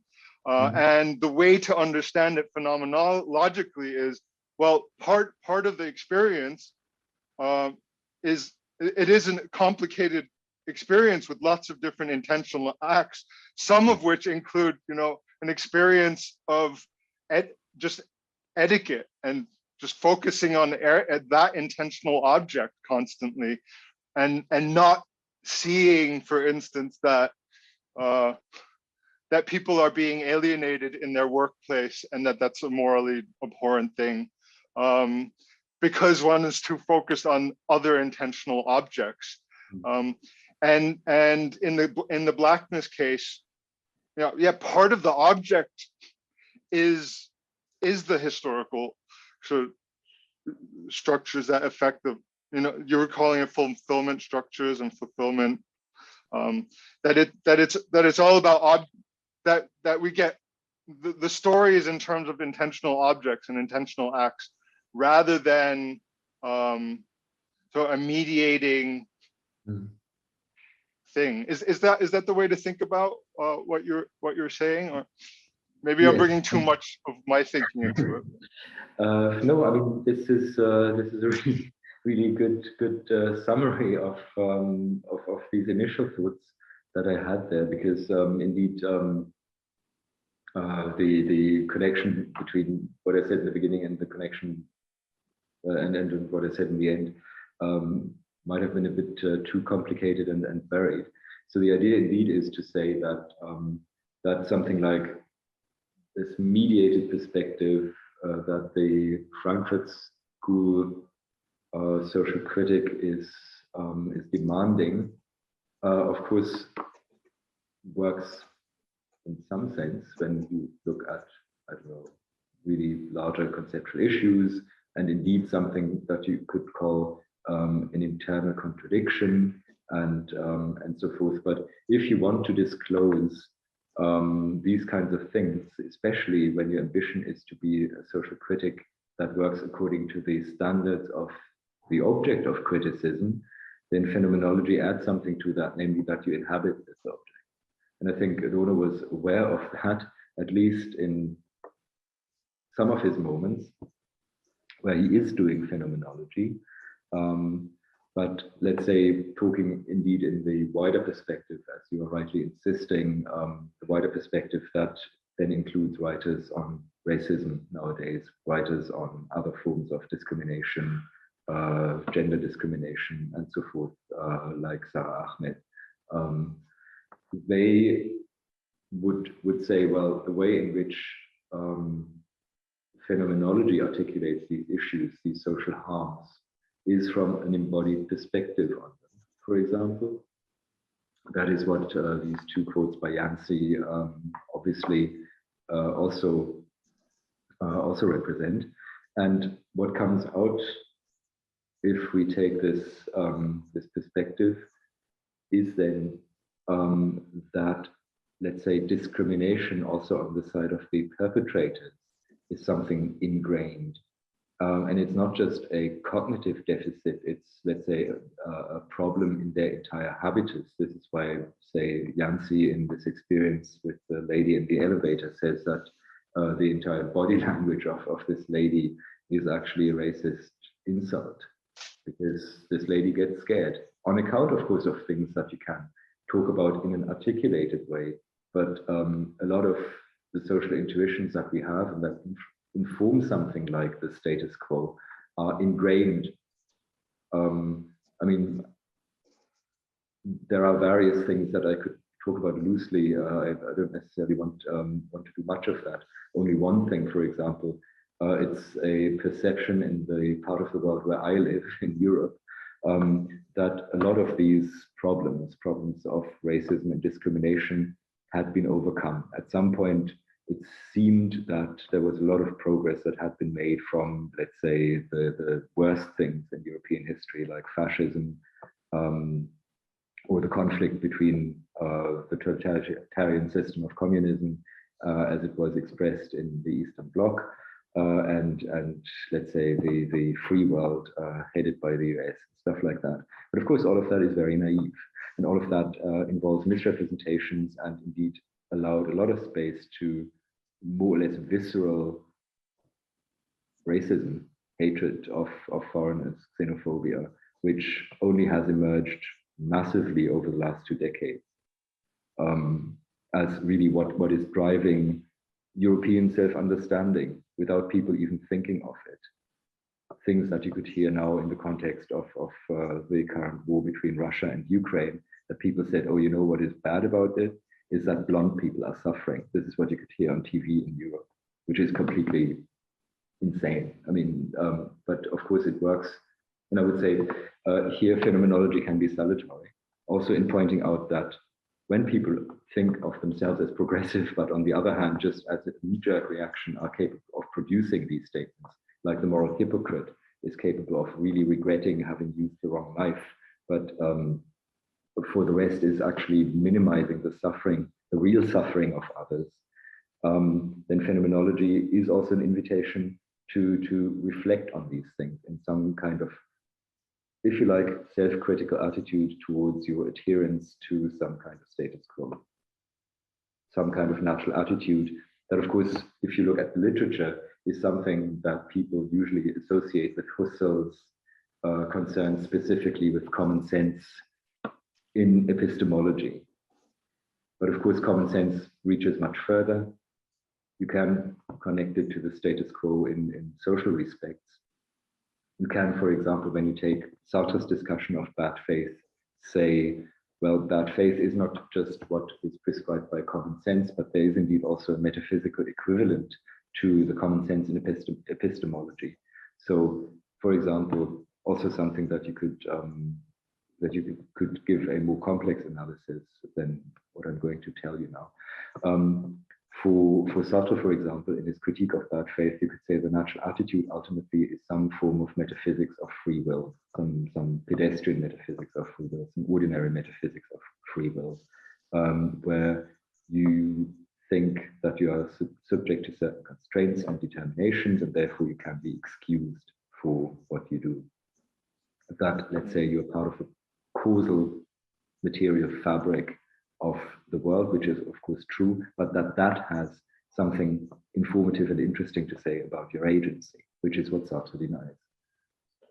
So this, as it were, move that involves various constructions of the natural attitude does not seem, I mean, it's a fairly rich device, which I think is underexplored, both in the phenomenological literature and of course also then in the literature that is somewhat hostile to phenomenology.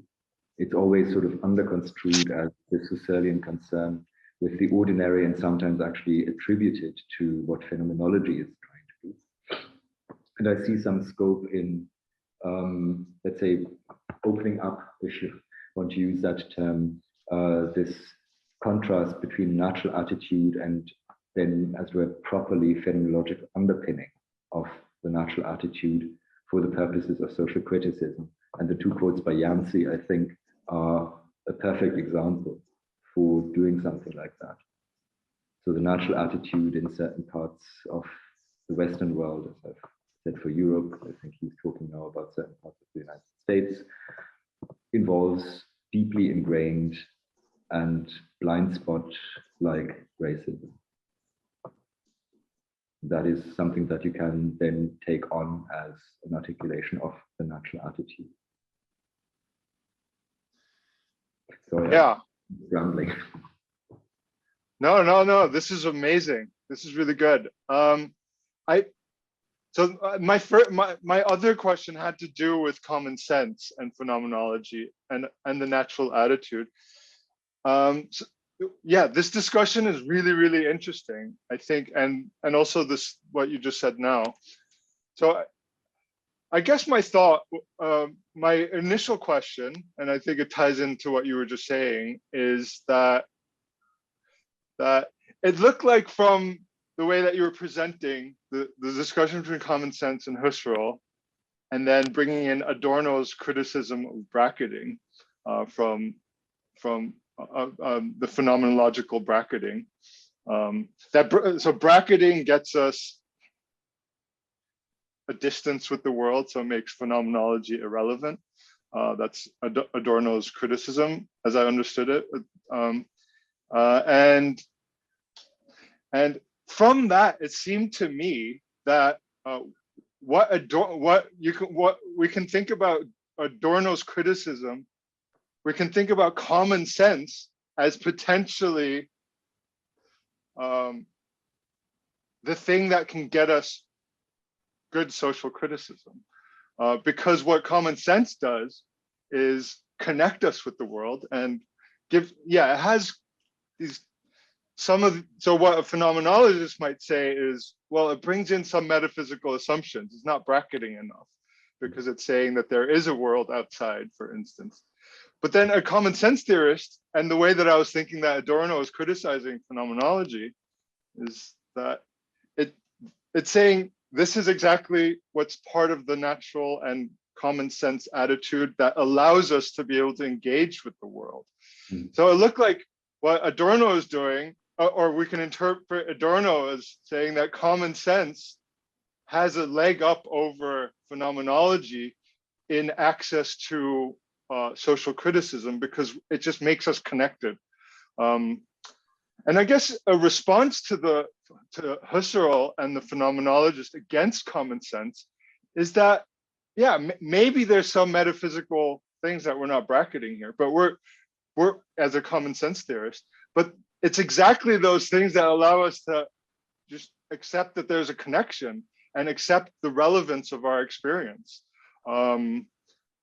Because there are these objects around us, that's what I see. So how can you bracket that is the Adorno's thought. And it looked like if we're not taking phenomenology to be to entail phenomenalism and idealism, and then separating us from the world, these are kind of parts of the bracketing that we're relinquishing, and then taking a more, like what Husserl takes, a natural attitude and common sense attitude. So it's really interesting that later you're saying that that, for instance, what Yancey is doing is criticizing what we may take to be the natural attitude in Europe, for instance, where it's infused with kind of racism and bad prejudices. But I guess one can make a distinction between the kind of common sense and natural attitude that people like Moore might accept, and others like, where, well, and maybe Strawson and others, that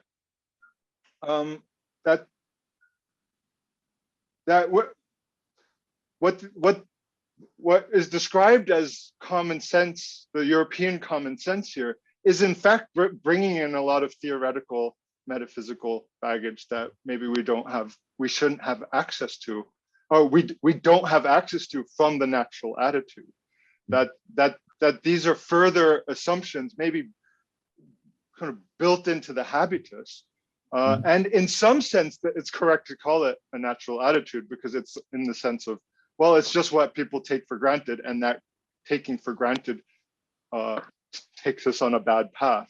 But then a common sense philosopher might criticize that as saying, well, it's kind of bringing in all these theoretical and historical things that shouldn't actually be part of common sense. Common sense is we see just a body, not a black person or something like that, or we should. Common sense requires that we see that action is bad, and we're connected with morality, and we aren't just clouded by etiquette.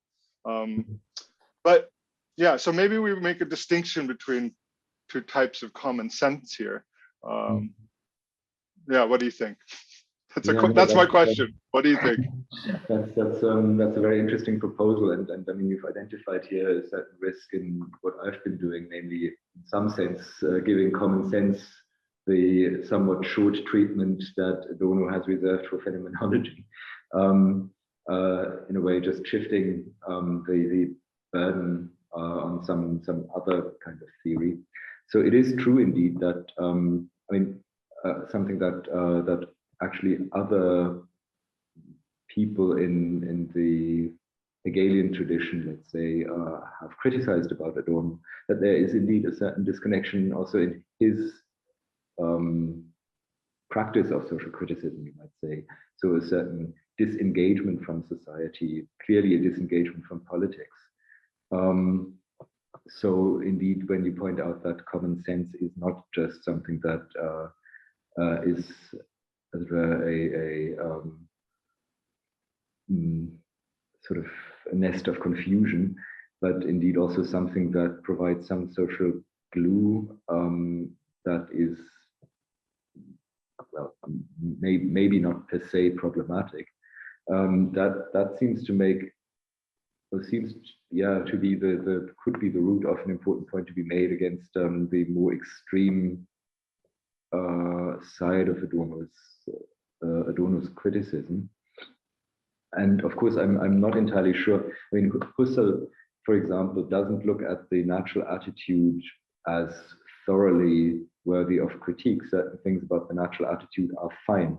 There's something reconstructive in what Husserl is doing, indeed more in the spirit of Straussonian descriptive metaphysics than in a sort of destructive spirit or deconstructive spirit. And I guess you find that depending on the individual temper of the phenomenologist, also in Sartre and Merleau-Ponty. I mean, Sartre has his wildly reconstructive and implausible moments, for example, looking at his treatment of intersubjectivity, where he says, per se, simply due to a priori experiential structures, interpersonal relations are alienating. I mean, that's a very, very extreme view and probably false.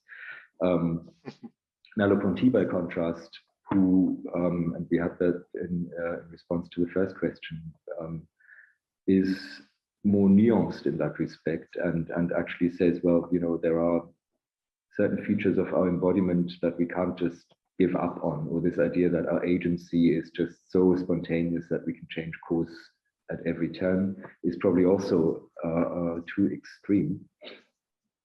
But then what we need this for is indeed or what we need phenomenology for, and maybe also the idea of embodiment, maybe in the spirit of the first quote that I gave you from Merleau-Ponty, there about the worker and the daily work. Great quote.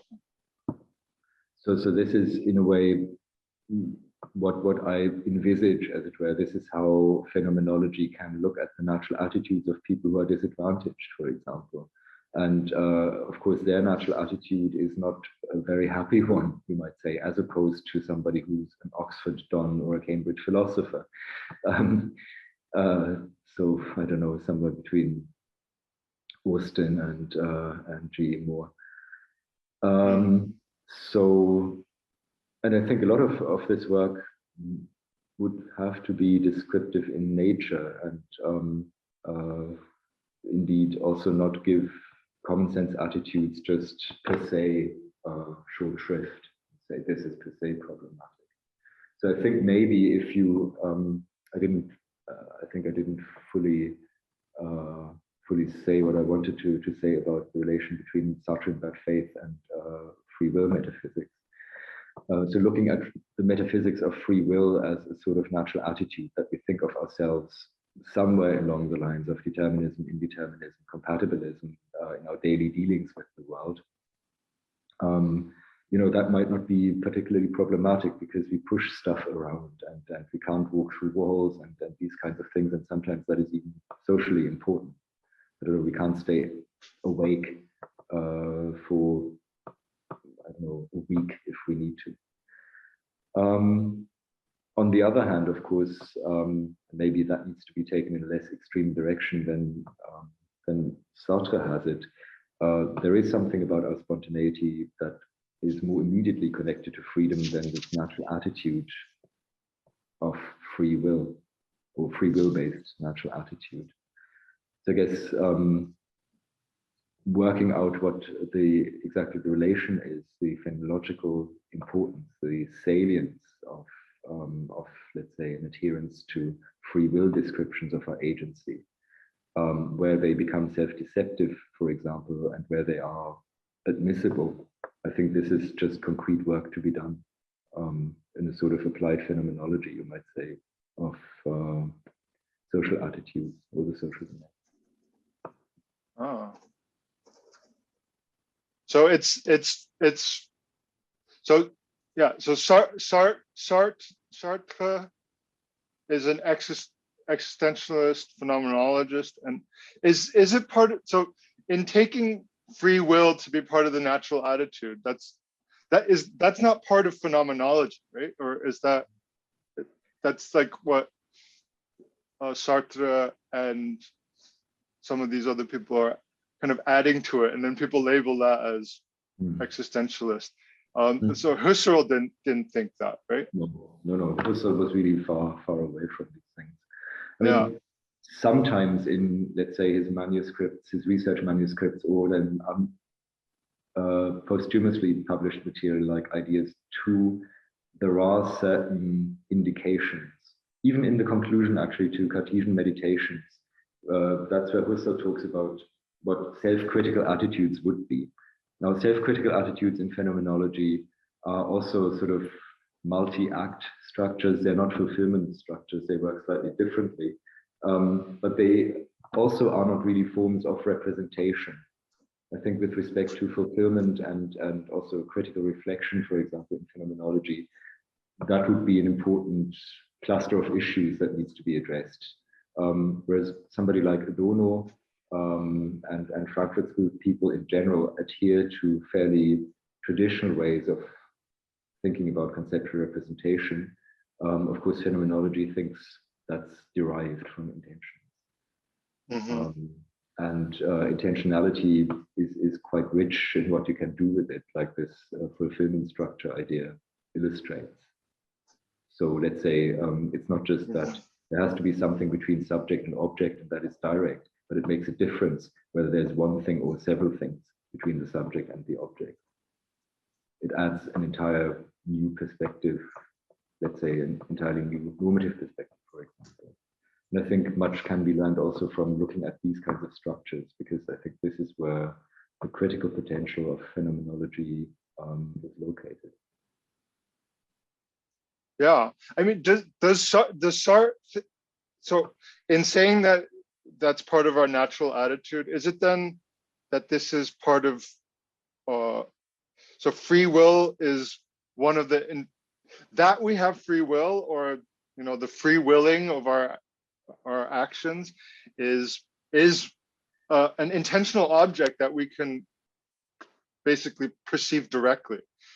Is that part of the point? Yeah. So So yeah, what, if we look at ourselves as say embedded in a network of causal relations, that is a certain objectification of our subjectivity. And of course, for phenomenology, we can take that as an object of phenomenological study, which is what Sartre is doing when he's discussing freedom pretty late in the being nothingness. So he makes a distinction between, let's say, operating in a causal environment, and he says, yeah, of course, we do that all the time, but it's not getting us to the bottom of questions with respect to freedom. Agentic freedom is something different. So in that sense, sorry. So is the experience of freedom, that does that require this complex fulfillment structure, or is it like a basic experience for for Sartre? For Sartre, it is a basic experience. What it requires, also a complication I find very interesting. What it requires is then to look at basic intentional experiences as self-conscious, and to do that in a specific way that doesn't add self-consciousness to these experiences as if they could also be not self-conscious. Because in a way, I mean, Sartre is really like some other German idealists, is a bit like Fichte in that respect, that the starting point for him is the spontaneity of the self. And this is understood as something very close to a transcendental unity of apperception idea that applies to practical issues rather than theoretical ones.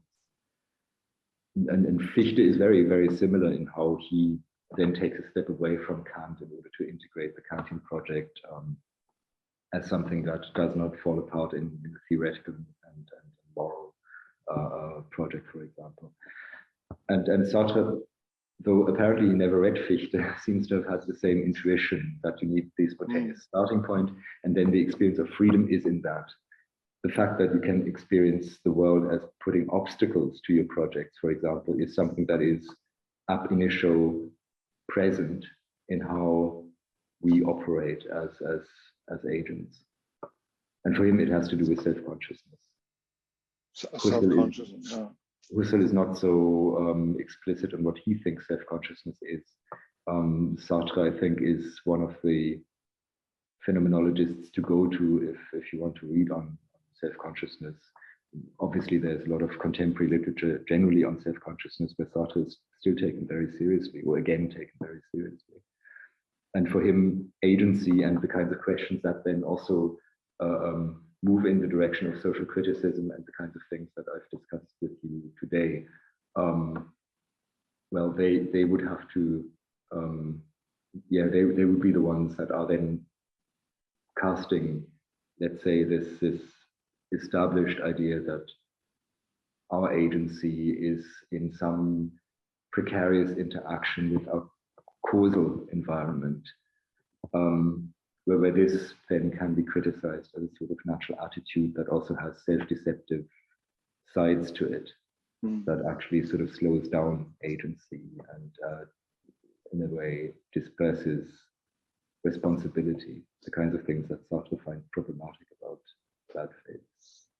So I'm not recommending that we simply take bad faith as the way in which we now criticize society, but it's important to attend to aspects of self-deception which are socially ingrained, which are collective.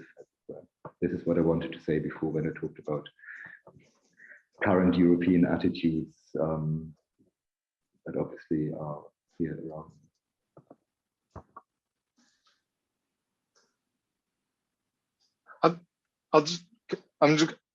Nobody else has their hand up, so I'm going to make 2 tiny points on this.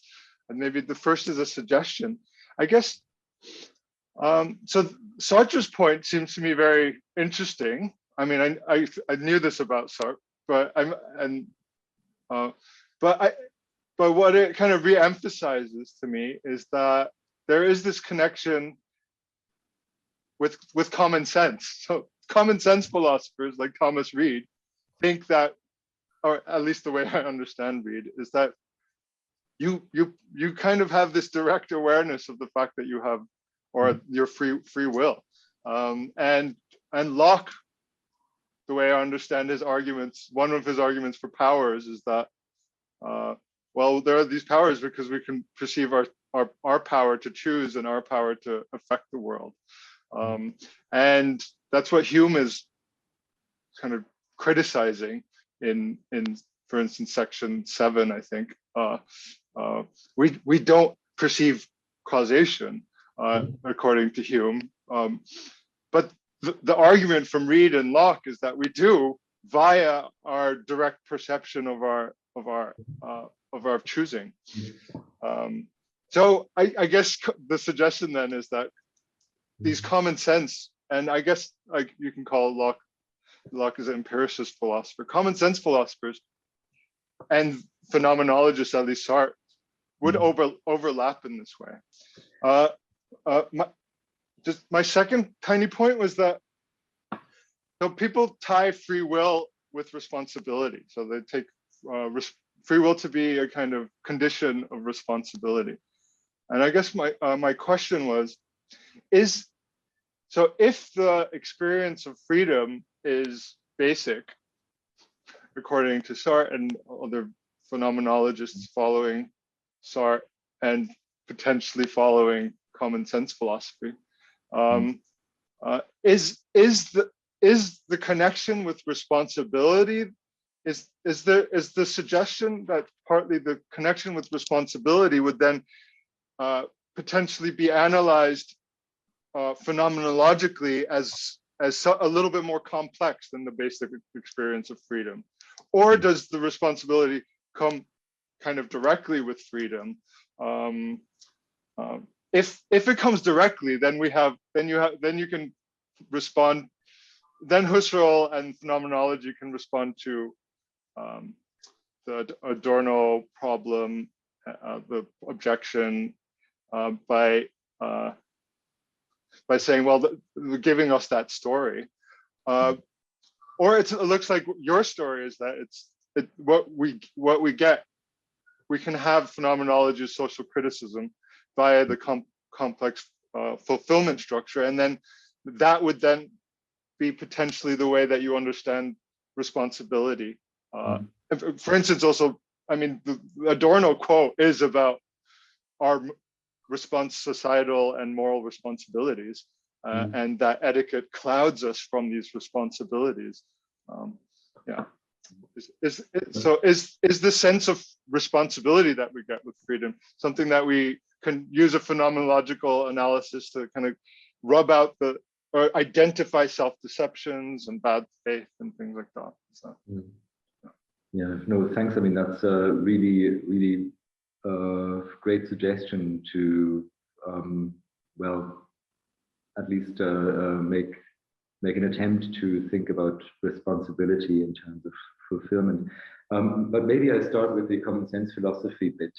I mean, interestingly, Husserl has sometimes been criticized for being a direct realist about perception. So basically to be like Reid in that respect.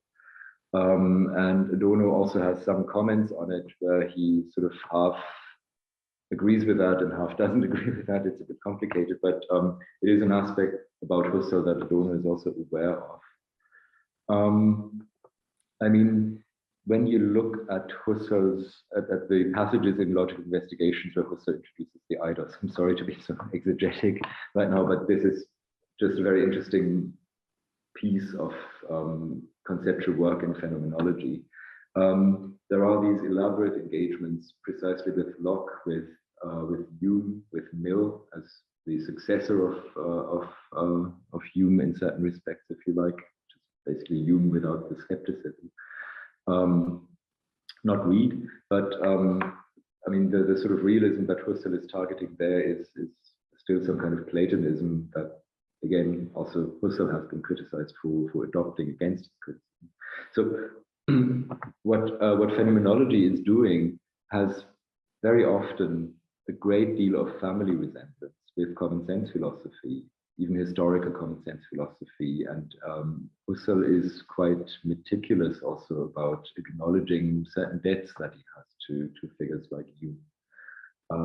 Or also to say, well, I'm taking up a historical discussion, let's say, about abstraction in Locke. And I'm taking that up against him, but I want really to tease out a nuance that is relevant for my phenomenology. And this is how he gets to this idea that we need to be able to experience something in general, just as directly as we need to be able to experience particular things, which is why in the end, the distinction between particular and universal is derivative and not fundamental for Husserl. So this is the context actually in which he is addressing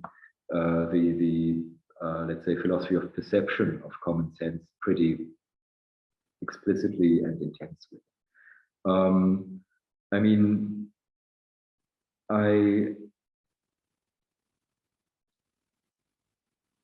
think that as an attitude towards common sense philosophy, why phenomenology can't probably be identical with common sense philosophy. Multiple reasons, of course, but one of the reasons is precisely that common sense philosophy is giving too much endorsement to the kinds of things that show up in a common sense perspective, simply because it, well, sort of has its metaphysical impulses, the kinds of things that, again, phenomenology is rather meticulous about. And I think this is what qualifies phenomenology in a critical position. With respect to common sense and critique, I think I really have to read more about this. I have to think more about this, because indeed, as you could tell from my talk, I associate common sense philosophy with indeed something rather conservative. I think that's also partly justified, but it's certainly something which I need to think about more and to refine. So that with respect to common sense philosophy. And responsibility, I mean, that's a fascinating topic in itself. I mean, Sartre is somebody who brings responsibility into the discussion in this, as it were, overwhelming way, by saying that simply by virtue of being self-conscious and free, we have a lot more responsibility than we usually think we do. Not only that, we are really responsible for everything. I mean, you can cook down this claim to something more manageable by saying that, well, obviously the things that we do are expressions of our freedom, and therefore we ought to take responsibility for those. We can't say it was somebody else who did it. We can't blame circumstance, or at least that shouldn't be our first impulse. Our first impulse is to take responsibility for certain things, and whatever mitigation comes in, and that is where I guess then a more commonsensical notion or more ordinary notion of responsibility would go. Before we make that move, we should, as it were, assume comprehensive responsibility. So I'm thinking, let's say, of indeed of Strawson and his resentment paper now in this respect, where part of what is done there is to give a sort of criterion, or at least to introduce some sort of watershed between acts we think somebody is responsible for and the acts that we sort of excuse due to circumstance, due to incapacity or whatever. Namely, acts which are worthy of our resentment, acts which are not worthy of our resentment. And you could also say that is a mix between phenomenology and common sense philosophy when it comes to a sort of moral responses, our moral responses. The interesting thing about responsibility is, so in this widely construed way, is that it is indeed the outcome of our spontaneity. And what you've been suggesting has been a lot more nuanced, namely that indeed our responsibility, because it is something normative, might involve something like a fulfillment structure, that sometimes what we do and what we are responsible for can at least come apart. And I mean, that would be taking a step back from Sartre's pretty absolutist idea about our responsibilities to something where responsibility at least stands in some relation to mitigating circumstances and so forth. So the kind of thing that you have in more standard discussions in moral psychology and in ethics.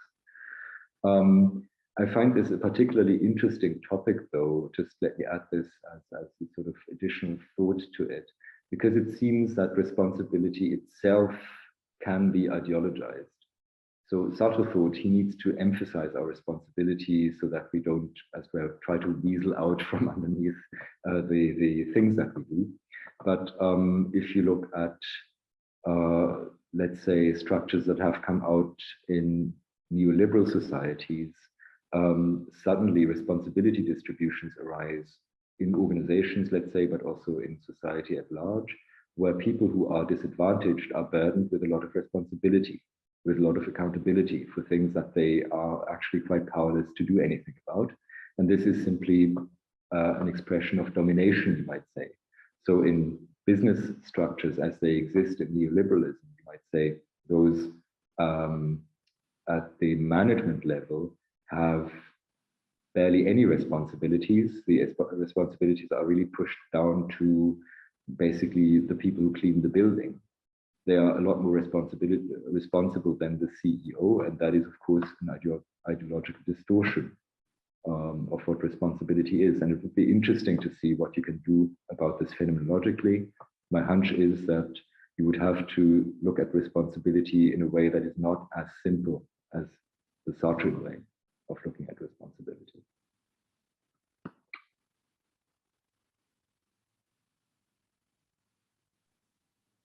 Wow, that was a really great answer. Really, really stimulating and enlightening, and yeah, just wonderful. I think we've taken a bit too much of your time now. I think we've gone over the allocated time. This was an amazing, very enlightening and exciting project and talk. It was very exciting. I think we should pause now to thank Dr. Skirka for coming to speak with us for our Friday lectures and at Peking University. It's been a great honor and a privilege for all of us to hear your latest work. Yeah, so let's all thank. I like turning on my video and thanking. That's the right way to do it. In the normal world, one would see the 50 people in front of one clapping, and so I'll do that for everyone and everyone else who can clap. Okay. Yes. Thank you very much. I mean, it's really been a pleasure talking to you. Unfortunately, really, with all this digital stuff between us, obviously I would have loved to be able to come to Beijing. But maybe there's another opportunity for that. Also, thanks for your patience. Not all of the things that I presented to you, as I said before, were, let's say, as well thought through as one would wish. It's an ongoing project. And thanks, Arthur, for inviting me. Thanks for your questions. Also other people who had questions. As I said, these questions and answers are really extremely useful for seeing the kinds of things that you don't see if you're engaged in the project. I guess that's also obvious to everybody, but I very much appreciate it. I appreciate your time and the invitation. Thanks very much.